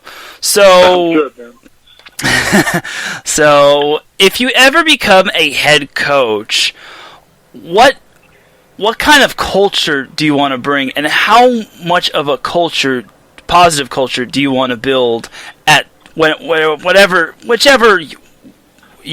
head coach of volleyball you want to be at? I don't know if I'd ever become a head coach, just because I'm not sure that's my position. But if I ever did become a head coach, you know, I'd try and replicate the same culture that Long Beach does. Just being all about the team. 1 second, Taryn. Sorry, ready? You know, creating that team atmosphere, being bigger than yourself, and then just basically showing kids the purpose behind, you know, what it is to be a team and competing, and how to be a better person because of that stuff. So I've always thought myself better as an assistant coach role. I think I connect with players better that way, and I let someone like Alan Knife or Travis take over the head coaching position. I see. So what have been some great things you've done? What are some positives you can name off in returning to Colorado as opposed to staying in California? I'm close to my family, so I get a little more family time, and I go see them a lot more often, which is great. After I went to college, I was gone for about 10 years, so I didn't get to see them for a while. So being able to rebuild relationships and get to see my family again, so that's been great. The job opportunities that I have here have been good, and so I'm able to love what I do. I love being a strength and conditioning coach and helping young athletes achieve their goals. So right now I'm actually in a great spot. If you had any advice to give to like up and coming coaches or assistant coaches or coaches that are like on the rise or with a new program, what advice would you give them? Probably biggest advice that I would give people is always be willing to learn more. I think there's always people out there that know more than you. There's always someone in the game that has more information, and sometimes people think that they know it all. And I think the more open you are to learning and always bettering yourself and your knowledge about what you can do, I think the better you're going to be as a coach and the further you're going to go in that coaching position, you know. Good advice. Good advice. So, as you continue to progress when it comes to your future endeavors in Colorado, where do you see yourself in like 5 or 10 more years? As of right now, I'm not too sure. I'd either love to be able to open up my own gym and start training athletes on my own, or I'd love to maybe join like a university strength and conditioning program and be a head strength trainer at a big university and training athletes collegially. That's kind of where I see myself going as of right now, but I'm kind of a live in the moment kind of guy, and I'll see where this road takes me right now. You know, it's kind of on the 3 to 5 year plan right now as far as what I'm doing, but after that, we'll see if I'm kind of still heading in the same direction. So back at Orange Coast College, there are a lot of great players that you worked with, whether it was like strength and conditioning or one-on-ones or anything like that. Who was one of your favorite players to coach and why? And there's there's an unlimited answer, so you don't have to just pick one player. You can pick as many as you wish. But who is your favorite that you worked with? Okay. I mean, that's such a tough question, man. We got so many guys that come through that program that are just a blast to work with. I mean, like I said, every day that we walk into that gym, we got guys just grinding and getting after it. But, as far as the couple players that I can name off, Colby Elder, he was there my first year. He's a great setter and just an amazing competitor. Same class was Wyatt Henson. Who else? I think guys like Kyle McCauley, who just had a standout year at UCSD. He's kind of a struggle to coach it sometimes just to motivate him, but I think we all kind of knew he was going to be great. So, but he's a great guy and going to be a great player. Braden Newman, probably one of the hardest working liberos I've ever met. That guy just had a knees that didn't stop running. Clark Steele, pretty solid opposite that played for us. Zane Moodhart, another guy. Will Donald in the middle, same class as Colby and Wyatt. I mean, I could just keep going on and on, man. Like the type of players that we breed there. Sorry, Dalton. Yeah, you still here? But the type of players that we breed there, man, is just it's a bunch of relentless guys that are hungry and will stop at nothing to be good and great. So it's just like I said, I can keep naming players all night long, but those are a few there just to mention.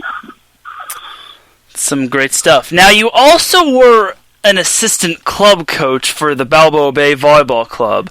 How did coaching like high school boys volleyball players differ from coaching collegiate volleyball players? It's not too different just because we're at the junior college level. I think the maturity level is a little different just because the guys are a little bit older. But I was able to coach with Andy Reed for that Balboa team, and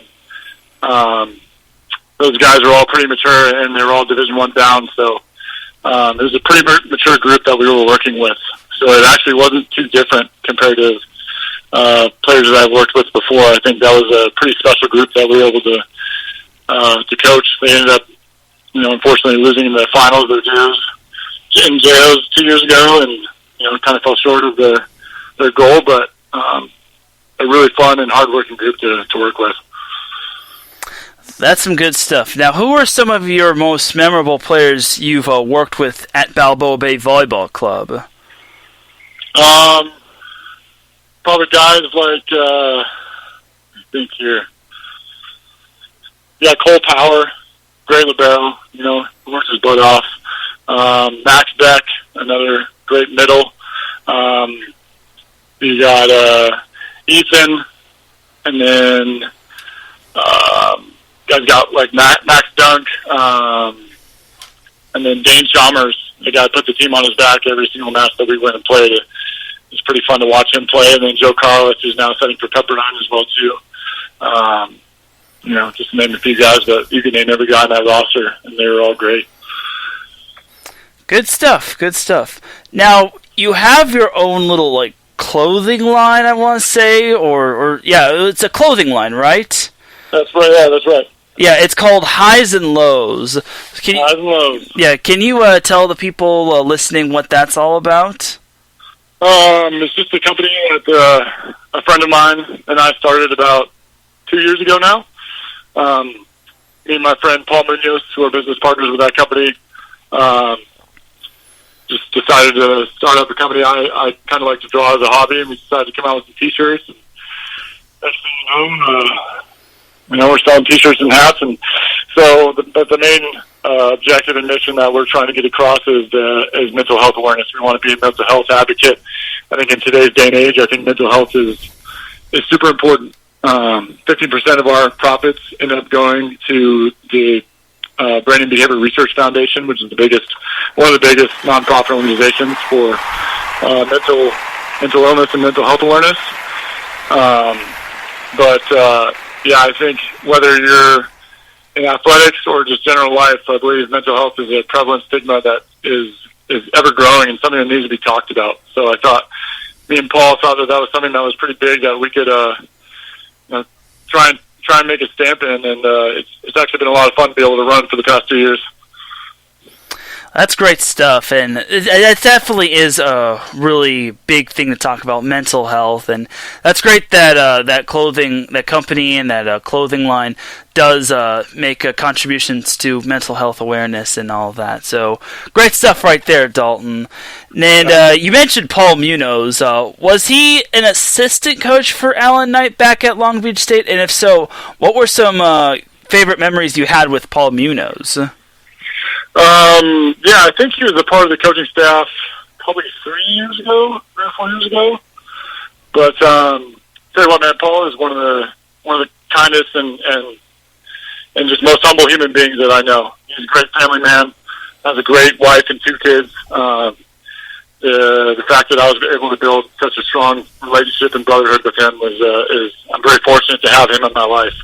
I think every time that you talk to him, he always just wants to talk about, you know, how fortunate he is and what he has been given in his life. And I think it helps me kind of reflect and, you know, how fortunate I am with what I've been given as well too. So, just he appreciates a lot of stuff. So he's a good dude to be around. I think that stuff's kind of infectious. Absolutely. And I did hear that Paul Munoz is pretty much trying to be a firefighter and pretty much trying to save, pretty much try to work with our fire force, and he's kind of taken a little break from volleyball, but he has done a lot for Long Beach State and the whole volleyball community, so there's that. Yeah, that's right. All right, so a couple more questions before we wrap up. Who is an influence to you as a coach other than like Alan Knipe, or is it just like Alan Knipe and Travis and all that? I'd say 2 guys. Probably Nick McCray. I think what he's doing with the Long Beach program right now, he's one of my all-time favorite people on this earth.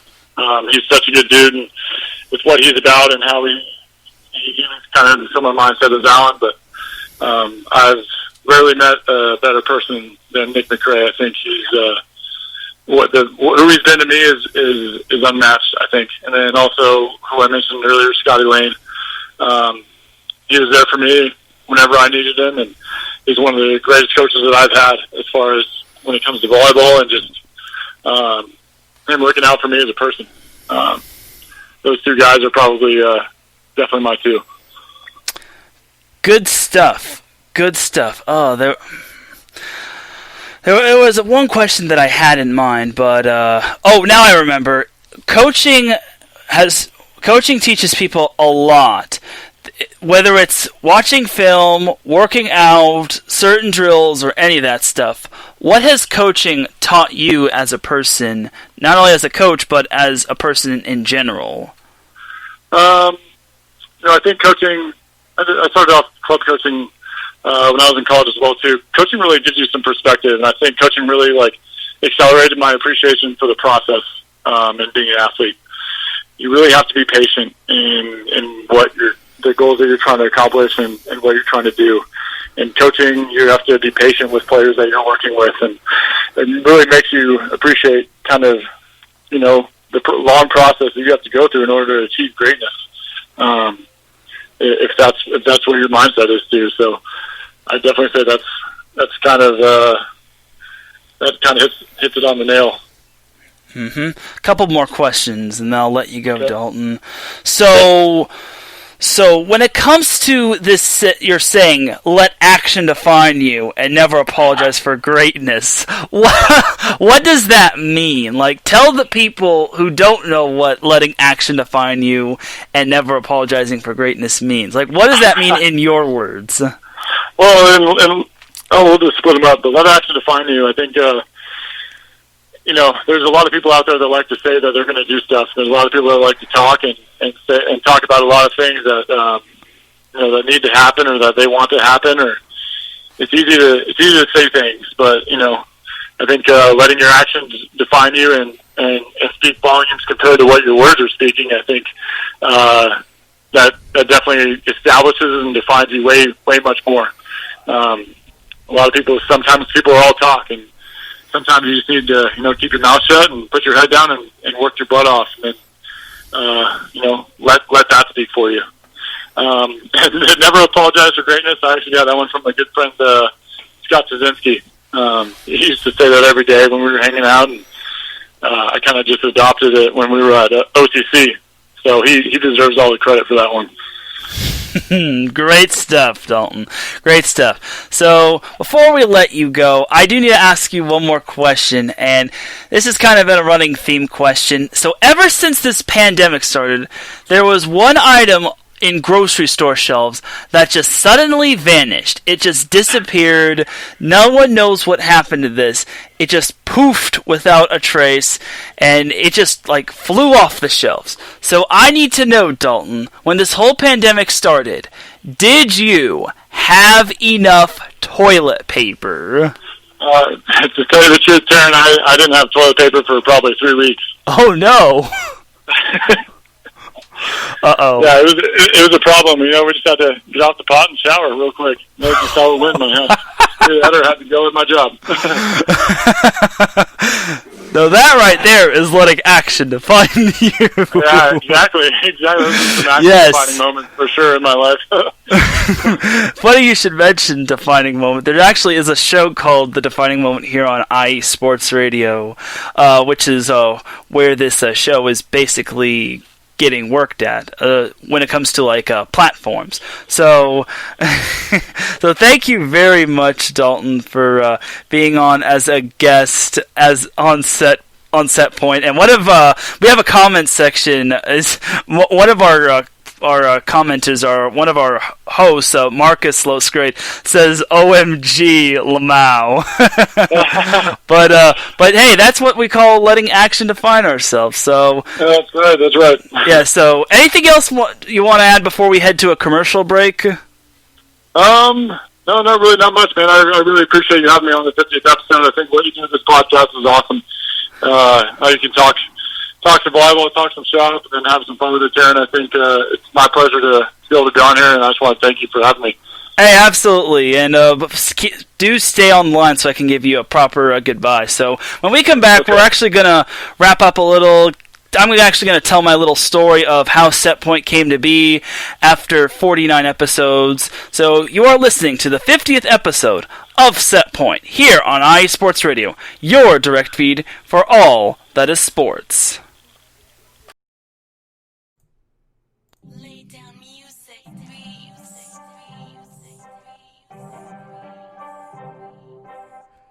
Hey, what's up, BS3 sports fans? If you love listening to the BS3 Sports Show, check out the weekend wrap-up every Monday at 12:15 Central Time, 1:15 Eastern, recapping the weekend in sports like you never heard it before. Comedy, interactive chat room, it's a must-listen. Weekend wrap-up on Spreaker.com, part of the X Squad. Check it out. You won't be disappointed.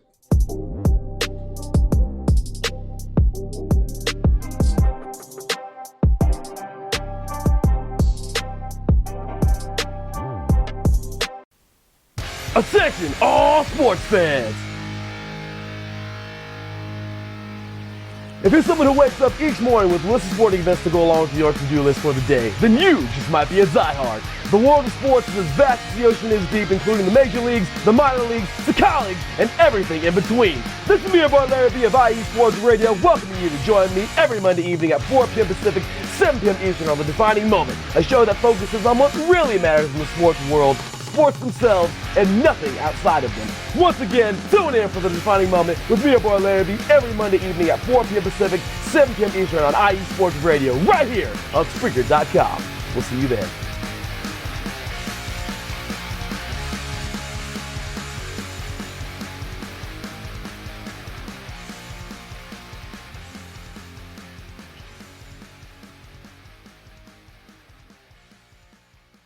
That is right, everybody. Like I said, you can catch The Defining Moment, which I actually just mentioned, and all of our other shows here on IE Sports Radio on any platform, whether it's Spreaker, iHeartRadio, Apple Podcasts, StreamYard, which we're now introduced to. We are now on StreamYard. We're also on Spotify. Like I said, we're on Spreaker.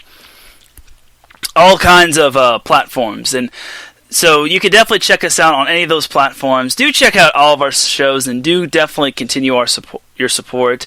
I definitely want to thank my recent guest, Dalton Ammerman, for being a guest on Set Point. It was another fun interview. He was definitely a man who let action define himself and who never apologized for greatness. So it was definitely great to have him. So another great interview in the book. So since nobody really has entered a whole lot of questions, I guess we could just skip more Q&A. So we'll just jump to the story time aspect of Set Point, and then we'll pretty much just wrap up and send you all on your way, because it's past 6 o'clock and it's past my dinner time, but that doesn't matter. Alright, so time for another story time with Taryn. And I really should get a nice little sound effect, or a little like theme for story time with Taryn, because I think that would be cool. So anyway, how Set Point came to be. All of you are probably wondering, how did I get into Set Point, and how did I get involved? So this was back in I think it was September of 2019. And I was actually a co-host at the time. I was a co-host for Bases Loaded, and then I moved on from that, and then I was actually a co-host for The Defining Moment with Larry B. Before I continue, I definitely do need to give a shout out to Marcus Lesgreat, who's been tuning in the whole show. Definitely appreciate it. I pretty much did plan to go more than an hour and a half, so luckily the next show isn't on until 7, which I'll be getting into that little housekeeping thing in about a little bit, but Marcus says that would be dope, I wish everyone participated in the Q&A. You can still send me questions if you want, Marcus. I'd be happy to answer them. Also gotta give a shout to Pierre Moss in the chat room for joining me for the 50th episode of Set Point. And I also gotta give a shout to Larry B for recognizing that Set Point hit 50 episodes. It's absolutely amazing, and I definitely appreciate everything you've done, Larry B. So, back to story time with Taryn. So I think Marcus said that would be dope if I had sound effects for when story time with Taryn, or a little intro theme, kind of like with how Gabriel Montoya did his little story time. So, all right, so back to how Set Point came to be. So I was actually a co-host for Defining Moment and for 3 and Out College Edition, but it kind of wasn't working out. It's not that it wasn't working out with me; it wasn't working our schedules were kind of conflicting. I was still in school at the time, taking 9 units, and then Larry B was still in school, and I think he was also playing professional football and whatnot. So it just wasn't working out with doing Defining Moment, and I was actually slated to be a co-host for Fast Break back when Phil Jones and Phil Robinson hosted it, but that eventually didn't work out as well, so I was just kind of getting overwhelmed. I was like, when am I going to be doing podcasts? Because it seems like I'm never going live anymore. And I was recruited to do podcasts and on whatnot. So Larry B had this great idea of pretty much saying, why not have your own show, dude? And I'm like, okay, cool. There's just one problem. What show would I do? Baseball was taken, basketball was taken, football was taken, heck, even a hockey was taken. So, Larry actually got the great idea, and he kind of noticed this back when I did the Defining Moment with him. He said, why not have your own volleyball show? So, I was like, that sounds like a pretty unique idea. And ever since then, I pretty much tried to carve out my own niche. September 30th was when Set Point was born, and I'll be honest, I was actually quite the noob. I didn't know what to do as a solo podcaster. It's not really easy doing a podcast by yourself, because you have to basically figure things out yourself, and you have to run the show by yourself, and you don't know how long you're going to take, and you don't know if you're going to be covering one thing, or 10 things, or 100 things, so obviously I struggled. And another thing that Set Point struggled with early on was that I had set point at an inconvenient time, being 11 a.m. Pacific time, 2 p.m. Eastern time, which, well, let's just say everyone is at work or everyone's at school at that time. So that's kind of my little spiel. That's my little spiel. Like it's not that it's not a bad idea. It's just that it's tough because everyone's at work, and unless people have the afternoon off, people are just going to are doing other things, and they don't really have enough time. So I kind of struggled with that, and Marcus says learning experience. Yeah, exactly. That was a learning experience. And I didn't even notice there was a chat room, and then I didn't even notice there was a chat room until I started tuning into other shows, and then it's like, I wonder if my chat room is ever good. And then I kind of found out the hard way that the chat room wasn't really bumping. Except for one episode, but that was the inaugural episode. But the chat room wasn't really bumping. It didn't really bother me that much. And another inconvenient thing that I did when it came to Set Point was I had Set Point. I did other episodes of Set Point on the weekend. I did it early Saturday at I think at 9 a.m. or 10 a.m. to talk about all the matchups that just went on. It's like, oops. Yeah, and also, in my defense, however, I was the beat writer for Long Beach State's women's volleyball team. I wrote for the school newspaper at Long Beach State, currently do right now, even though I would have liked to have been the sports editor, but that's for another day. I did write for the school newspaper. I wrote recapped games for the Long Beach State women's volleyball team, and that was kind of that's kind of the reason why I also had other story times with Taryn, just to recap my night at Long Beach State and covering that game. And sometimes I would post clips, which, for those of you that are new here, probably didn't know, but it is what it is. So I digress on that. So those were also other learning experiences starting out, because it was tough. I mean, it was kind of inconvenient doing that, especially on short notice. But again, it's a live and learn experience. I didn't ask for it, and also it's an inconvenient because it's early Saturday morning. People are probably watching college football, unless their college football team is on a bye. They don't have a whole lot of time to go away from college football and listen to a volleyball podcast. Even though I think my second episode of the week was on was an hour, and it was on Saturday and whatnot. So yeah, it was that. It was a little it was not really a good idea to have shows at 9 or 10 a.m. on a Saturday when everyone else is doing stuff.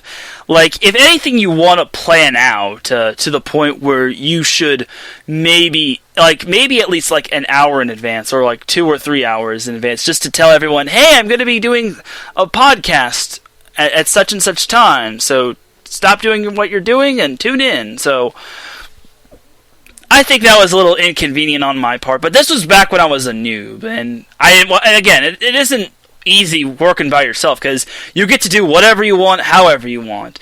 But when it comes to consequences, you basically have to deal with those as well. And starting out, I didn't get the listeners or people that just would click the live button and just tune in, as people like Marcus are listening in right now. So as the days progressed, I still was just focusing on just putting out content, because I want to do that for IE Sports Radio. I felt like I wanted to continue to do what I did and just put out content out right there. So obviously the women's volleyball season progressed, and I didn't really care if people tuned in or not. If people actually tuned in, then I was happy. But if they didn't, then it wasn't really a slap to the face for me. I obviously got through the women's volleyball season, and it was great. It was great, and obviously we all know Stanford won the national championship, winning their second in a row. So as I entered the men's volleyball season, I got this little vibe that I wanted more people to tune in, because as I completed the men's volleyball season, or the women's volleyball season, as the men's volleyball season was entering next year, it was basically just after the men's volleyball season started immediately after like New Year's. I think it started on like January 3rd or whatnot, or the first full week of January, and I pretty much made the New Year's resolution to get more people to listen to me and to tune in, and it was kind of a struggle for that, and no one was hardly hitting play when it came to my shows. It was just tough. I just was like, why am I doing this when no one's even going to listen? And then eventually I wasn't a co-host for Defining Moment anymore, but that was the least of my worries. But at the time when no one was like listening, I was like, dang, no one really wants and I actually looked at the stats and I was like, dang, no one really wants to listen to me, because I wasn't garnering a whole lot of listeners or live plays. It just made me sad. It's like, wow, I'm just talking to myself for an hour, and it's sad. It really was heartbreaking, and believe it or not, and this is actually going to be shocking to most of you, I actually kind of had second thoughts of doing Set Point. Yes, quite shocking. I just was like, what's the point of doing this podcast if no one's going to listen to me? Like, I'm just talking to myself for an hour, and it was heartbreaking. And I just was like, maybe it's best to just stop doing Set Point. But then I thought to myself, I'm like, why should I give up? Why should I give up? I mean, eventually people are going to come around. Like, volleyball is one of the best growing sports out there. It's obvious, and obviously volleyball. And Marcus actually makes a great point in the comments section. A house isn't built overnight, Taryn. I definitely agree with you. That is facts right there. House isn't built overnight, and shows don't get to 1,000 downloads or 50 episodes overnight.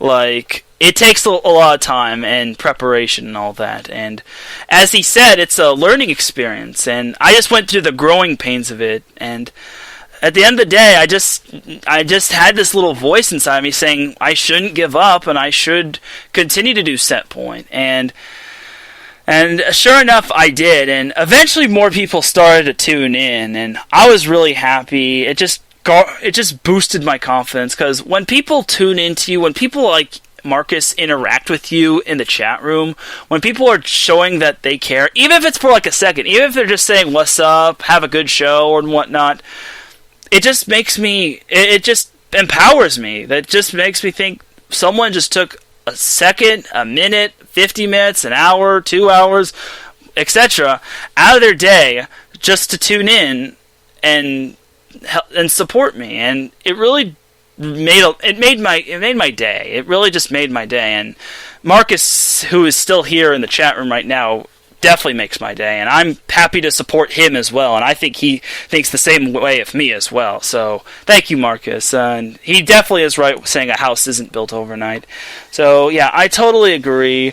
And I pretty much continued the men's volleyball season despite all the ups and downs, the highs and lows, the peaks and the valleys and whatnot. And then COVID-19 happened. And then it took the NCAA men's volleyball season away. Then it took the NCAA beach volleyball season away. Then it took the 3C2A men's volleyball season away. Then it took the high school boys volleyball season all over the place away. And facts, Marcus, we are brothers. And it eventually took high school California volleyball away from me. So Set Point didn't have any content. So I was thinking, what am I going to do without any content?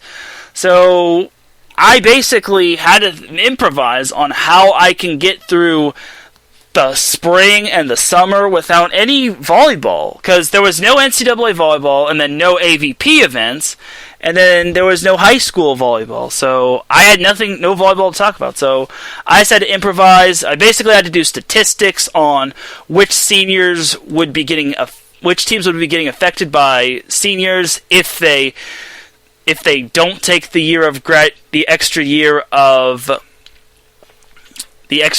eligibility, or if there was no extra year of eligibility in like the 3C2A or the NCAA and whatnot. And then eventually I was starting to run out of material, but then I got this good idea from the Extra Mile and the Defining Moment that we should have guests. And it's like, but who would want to come on with me? But then I had a boatload of contacts that were willing to talk volleyball with me and whatnot. So I improvised and I went through some of my contacts and I'm like, let's get this person and this person on. And then eventually I started having guests, and it was really cool because I got to have people tell their story of volleyball, whether it's like news writing reporters, whether it's volleyball coaches, whether it's past volleyball players, whether it's present volleyball players and whatnot. I basically want to have guests, and I just didn't want it to be me thinking of something on the fly or just not canceling the show, because as I would always say, the show must go on. And I've had a lot of great guests here on Set Point, such as Alan Knipe of Long Beach State's men's volleyball team, Travis Turner, the head coach of Orange Coast College's men's volleyball team, Tom Pestalacci, the former head coach of Irvine Valley's men's and women's volleyball team, and the list goes on. And eventually, I was actually supposed to have a guest from a high school, but he kind of opted out, and he couldn't do it because, let's just say I caught him at a bad time, and his superiors said they weren't comfortable with him being a guest. So I actually found my then co-host, Jack Stafford, as a guest, and he was like, I'd be down to talk some volleyball with you. And he eventually was a guest with me on Set Point, and he was my co-host. And that was actually the first time I've ever had like a real co-host, because obviously it's not easy to get like a co-host for a not so big sport. Like mostly anyone can get like a co-host for like basketball, football, baseball, and whatnot. But for volleyball, it's kind of tricky. But luckily, Jack Stafford at the time was all in. He was like, I want to be a co-host for you. And he actually pitched the idea of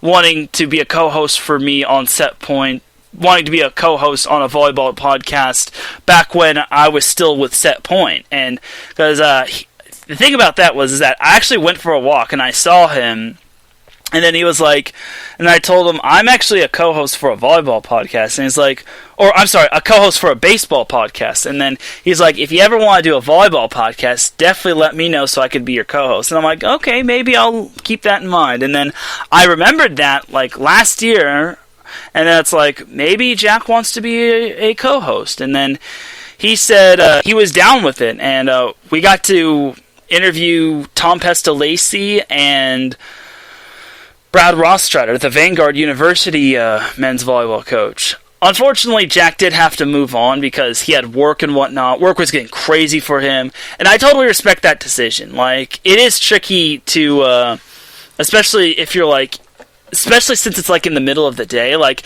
it was a miracle that I, who worked about like 30 or 40 hours,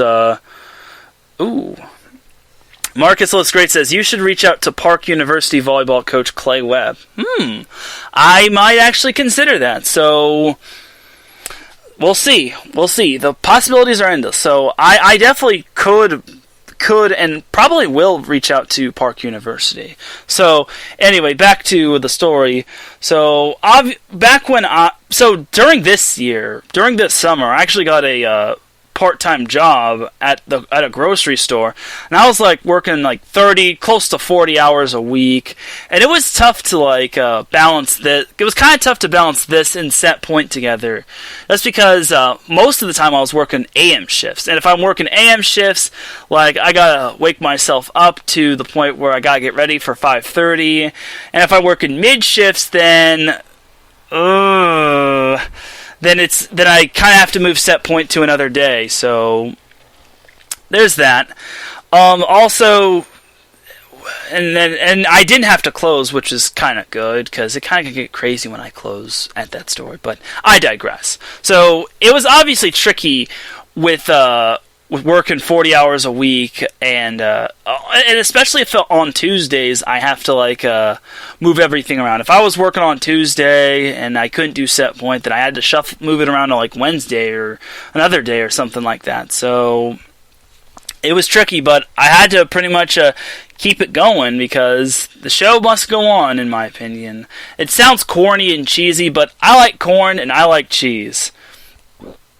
I just don't like cheese on corn. You know what I'm saying, y'all? So, so basically, what I'm trying to say is, no matter what happens, just keep following your dreams and keep doing you. Like, it's not impossible. It's not impossible to do the impossible. Like, it is possible to work 40 hours at one job and then still do a podcast. Like, that's what I'm trying to say. Like, and also, it's not impossible to snap a 60-plus league losing streak like Jake Nuneviller did when he was at Marina. Like, anything is possible. You just have to put your mind to it. And I know everyone says that, but it's definitely the truth. Like, you never should just give up. And Marcus Slosgreat said it best in the chat room. Keep plugging away at it, and it will pay off in the end. Facts, Marcus. And I couldn't agree with that more, because if you're giving up, then you're basically just throwing everything away, and you've already lost.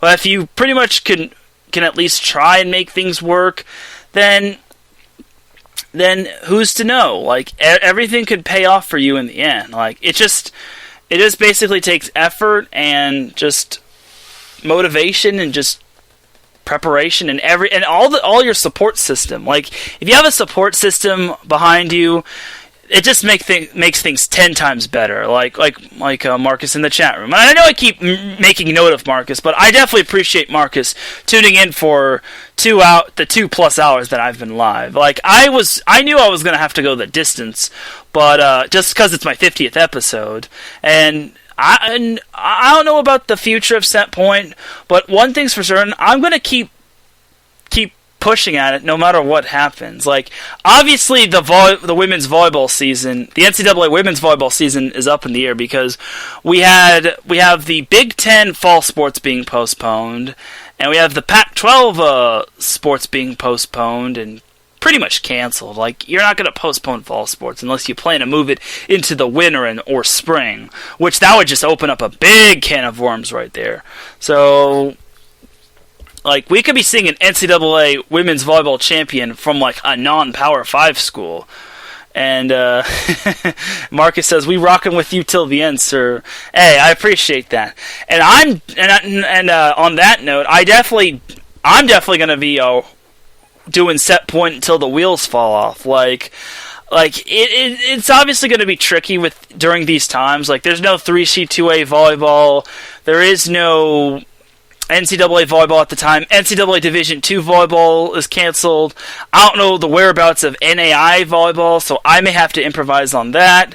Maybe that would require me to reaching out to Park University volleyball coach Clay Webb, and the possibilities are endless. Like, if I at least try to, like, reach out to those possibilities instead of just, like, giving a defeatist attitude, I will obviously I'll at least try to get what I want. Like, if I'm at least trying, then I'll at least make an effort. But if I'm not trying, then it's basically you're just giving up. And unless it's totally impossible, like, there's, like, lawsuits involved, then it's just you just got to keep plugging away and keep fighting, because you will obviously go through your lows, and you obviously, just like Dalton Ammerman's clothing store or company, highs and lows. Sometimes you'll have your highs, and sometimes you'll have your lows, but you can't let the lows get you down all that much. And at the end of the day, the sun will rise tomorrow. So for Set Point's future, I definitely do want to keep rocking with this. Heck, I even want to see if I can get to 100 episodes, because the fact that I've been on for a year and I've gone through 50 episodes, well, not a full year, less than that. The fact that I've been on here for, like, less than a year, we are approaching the 1 year mark. We're already near the 11 month mark.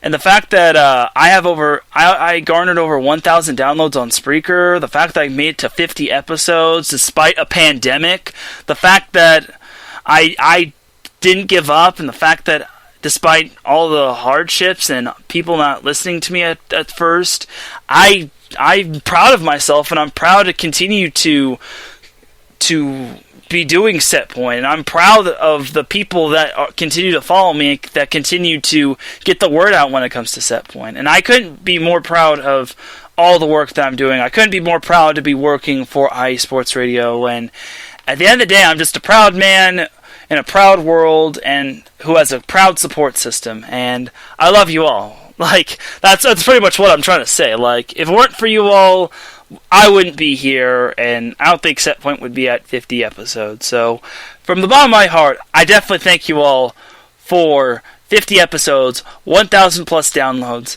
and everything and whatnot. So, thank you all once again. And before we close out the episode, the 50th episode, I do have some volleyball news I need to share. Brian Torin is now the new director of operations for Penn State's women's volleyball team. So that's some good volleyball news. Unfortunately, the Big Ten is canceled. And Marcus says, "We love you, Taryn." Facts, Marcus. All love to you too, man. And he says 50 episodes, yes. And I'm gonna keep going at it. Like, even though there's no content, even though there's no volleyball matches being played, I'm going to keep going at it, and I'm going to keep pushing to 100, maybe even 200. Like, Ben Sutter III is almost at 200 episodes with his show, the Weekend Wrap-Up Show. I think it's definitely doable to get to 100. Like, I'm carving out my own niche, and I want to make things unique, and I want to make the world known that volleyball is a sport too. It's not just a sport you play in high school or college. It's a sport that is well known all around the world, whether it's like beach volleyball or indoor volleyball. Like that's I'm carving out my own niche and just making sure and putting volleyball on the map. And the whole motto is to grow the game, and hopefully it doesn't mean cutting Stanford's men's volleyball team. So that's just my little spiel. And like I said, even though there's no content to go over, even though there's no matches to recap, even though there's no previews of the NCAA women's volleyball season just yet, I still plan to keep Set Point going. It may not be on a weekly basis, but I will make something happen. Who knows? Maybe we could still keep it going on a weekly basis. Like, I'll never know unless I try, and I still plan to keep on going despite everything being thrown at me, whether it's like school or possible work job relationships or any of that. So, with that being said, before we end off this 50th episode, it's time for a little segment I call Closing Time. And I did change it from Closing Time to Bring It On Home to Closing Time. That's because Bring It On Home was a little taken. So it's a little Closing Time action. I'm not going to play Closing Time, but it's time to like wrap up and just recap what's been going on with IE Sports Radio. So this past Sunday, Davidson Crookston and Darius Locke had their episode of Fast Break. They talked about the NBA playoffs. That is a basketball show. That goes on air at 5 p.m. Pacific Time, 8 p.m. Eastern Time, and that's every Sunday. Definitely a show worth noting, especially if you're a fan of basketball. Every week, or mostly every week, we have the Sports Brunch with Matt Owens and Seth Eves. They now just became grandfathered into our IE Sports Radio family. They do a lot of work for USRN and Mixlr and all that, but they do a great job with Sports Brunch, and they definitely bring a lot of uniqueness. So even though it's an early show, which is an 8 a.m. Pacific Time show, 11 a.m. Eastern Time show, it really does get you going in terms of sports. It's kind of like your breakfast or lunch, which is kind of the reason why it's the Sports Brunch. So also on Monday, we had the Deep Stage with Jonathan Grunke, aka Couch Crew Chief, and Larry B., going live on Monday, and that kind of took me by surprise, because every Thursday is when it goes on, and that went on at 12:10 Pacific Time, 3:10 Eastern Time, but primarily it goes on Thursdays at like 10 a.m. Pacific Time, 1 p.m. Eastern Time. Also on Monday, we had Let's Whine About Sports go live with Mr. Mike Pat. He gave his predictions on every division of the NFL. Definitely do check out that and all of Mike Pat's past content on Let's Whine About Sports. Definitely worth a listen. And then closing out Monday, we had Phil Jones and Phil Rob. Oh no, it was just Phil Jones with the Unfiltered Truth. He talks about the Las Vegas Raiders. No hot takes or anything like that. It's just hardcore truth. That goes on every Monday at 6:30 p.m. Pacific Time, 9:30 p.m. Eastern Time. You can also catch Phil Jones on his Mixlr account when it comes to Twitter as well, so definitely do listen to that, especially if you're a Las Vegas Raiders fan. Then Tuesday, we had Dave Friedman, who was kind enough to send me a question through the Q&A, and his good buddy Ryan Pesquire Davis go live with the Kansas City Shuffle. They primarily go on at 4 p.m. Pacific Time, 6 p.m. Central Time, 7 p.m. Eastern Time. And they talk about Kansas City sports such as Sporting KC, the Kansas City Chiefs, the Kansas City Royals, and they even talk a little hockey with the St. Louis Blues. And then also on Tuesday, we had Marcus Lofsgreat, who was very kind to join me for the whole show in the chat room with his show, Gloves Off. He goes on live every Tuesday at 7 p.m. Pacific Time, 10 p.m. Eastern Time. He talks boxing, UFC, MMA, all things combat sports. And I dare you to talk combat sports with him. I double, triple, quadruple dog dare you. He wants all that smoke. Now let's move on to Wednesday, where we had Adam Karnick go live with Chi-Town Weekly, a sport dedicated to Chicago pro sports. He talked about the Chicago Bulls, the Chicago White Sox, the Chicago Cubs, and a little Chicago Bears action because football season is around the corner. He goes on at 4 p.m. Central Time. 4 p.m. Pacific Time, 6 p.m. Central Time, 7 p.m. Eastern Time. So there was that. And also on Wednesday, we had my other show, the SoCal Supreme Sports Show, go live.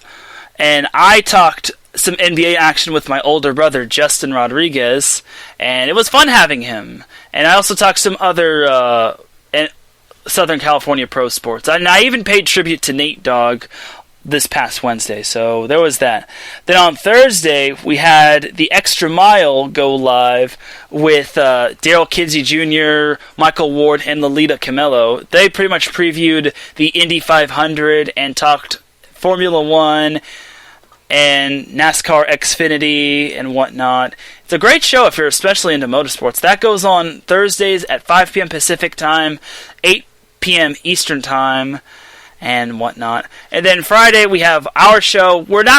Don't get used to hearing me on Fridays. I will be back to my regular time on Tuesday at 5:30 p.m. Pacific Time, 8:30 p.m. Eastern Time. Which also reminds me, Basis Loaded also goes on every Tuesdays at 6 p.m. Pacific Time, 9 p.m. Eastern Time. They go on live on StreamYard, and they talk all things baseball, and including the Fernando Tatis situation. And they also have a pre-recorded show when it comes to Spreaker, so you can check that out after the live recorded show on StreamYard. So back to Friday. Also, back to the present. In about 20 minutes, we have the Neutral Zone with Robert Kavanaugh. He will talk some NHL action, some Stanley Cup playoff action, who's in, who's out, and who didn't even make it. So definitely do check out the Neutral Zone in about 20 minutes. It goes live every Friday at 7 p.m. Pacific Time, 10 p.m. Eastern Time. And then closing out the week on Saturday, which is tomorrow, we have Corey Walker going live with Down in H-Town, which talks about Houston pro sports such as the Houston Rockets, the Houston Astros, the Houston Texans, the Houston Dash, the Houston Dynamo, all things Houston sports. That goes on at 6 p.m. Central Time, 4 p.m. Pacific Time, 7 p.m. Eastern Time, though I do believe he has switched it over to 5 p.m. Pacific Time, 7 p.m. Central Time, 8 p.m. Eastern Time. So pretty much keep an eye out on the 4 or 5 o'clock hour if you're on the West Coast. And definitely do continue to support IE Sports Radio and all of its shows. Do subscribe to IE Sports Radio's newsletter so you can get all the latest news when it comes to IE Sports Radio. Also do continue to support the IE Sports Radio website so you can check out our past and present guests, which have definitely been memorable and they're definitely well known for the most part. And also definitely do check out our gift shop where IE Sports Radio has a lot of merchandise such as t-shirts, tank tops, sweaters, well, hoodie sweaters, but we have all kinds of IE Sports Radio gear. So, and especially hats. We have a curved build and flat build. So definitely check out IE Sports Radio at www.iesportsradio.com. It's definitely worth the login and checking out. And feel free to check out our weekly schedule of shows. Hopefully they don't tend to change too much, but it is what it is.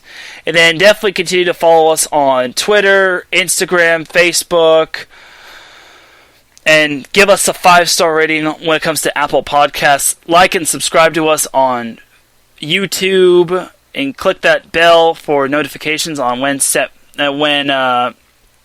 Sports Radio shows get published on YouTube and whatnot. And then also continue to follow us on StreamYard, because we are active on StreamYard, and follow us on Spotify, TuneIn, Mixlr, where we do our live calls, iHeartRadio, where the defining moment is live, and every platform that IE Sports Radio is featured on. Like, we're not featured on Pandora just yet, but it is going to happen one day. So just watch. Like, it will happen. Like, we gotta work toward that dream. So I think that's pretty much all that we've covered for Set Point. Thank you all for tuning in. Thank you to Marcus Losgreat for trooping it out in the chat room. I know I accidentally put this episode under SoCal Supreme Sports Show, and big shout out to Marcus for pointing that out, and I actually was able to fix the problem, so mistakes happen. But thank you, Marcus, for your support, for telling me great show. Thank you for tuning in for all 2 hours and 40-ish minutes. Thank you for everyone who tuned in live. If you're listening on the replay, thank you all for listening. And like I said, if you've ever contributed to Set Point in any way, whether it's retweeting, favoriting, recommending, or being a guest, or just doing anything to promote Set Point, I definitely deeply do appreciate your support. So now, without any further delay, you all know what time it is. It is time to drop the beat, because I am about to dip like a banana in chocolate, because my supper time is 45 minutes past. Y'all feel me? Thank you everyone for tuning in. Thank you to Jake Nuneviller for being a guest here on Set Point. Thank you to Dalton Ammerman for being a guest on Set Point. Thank you all for tuning in and supporting Set Point. I couldn't be here without your support. For everyone here at IE Sports Radio, my name is Taryn Rodriguez. You all have yourselves a great rest of the weekend, great rest of the day, and I will see you next Tuesday. Good night, everybody, and peace and blessings.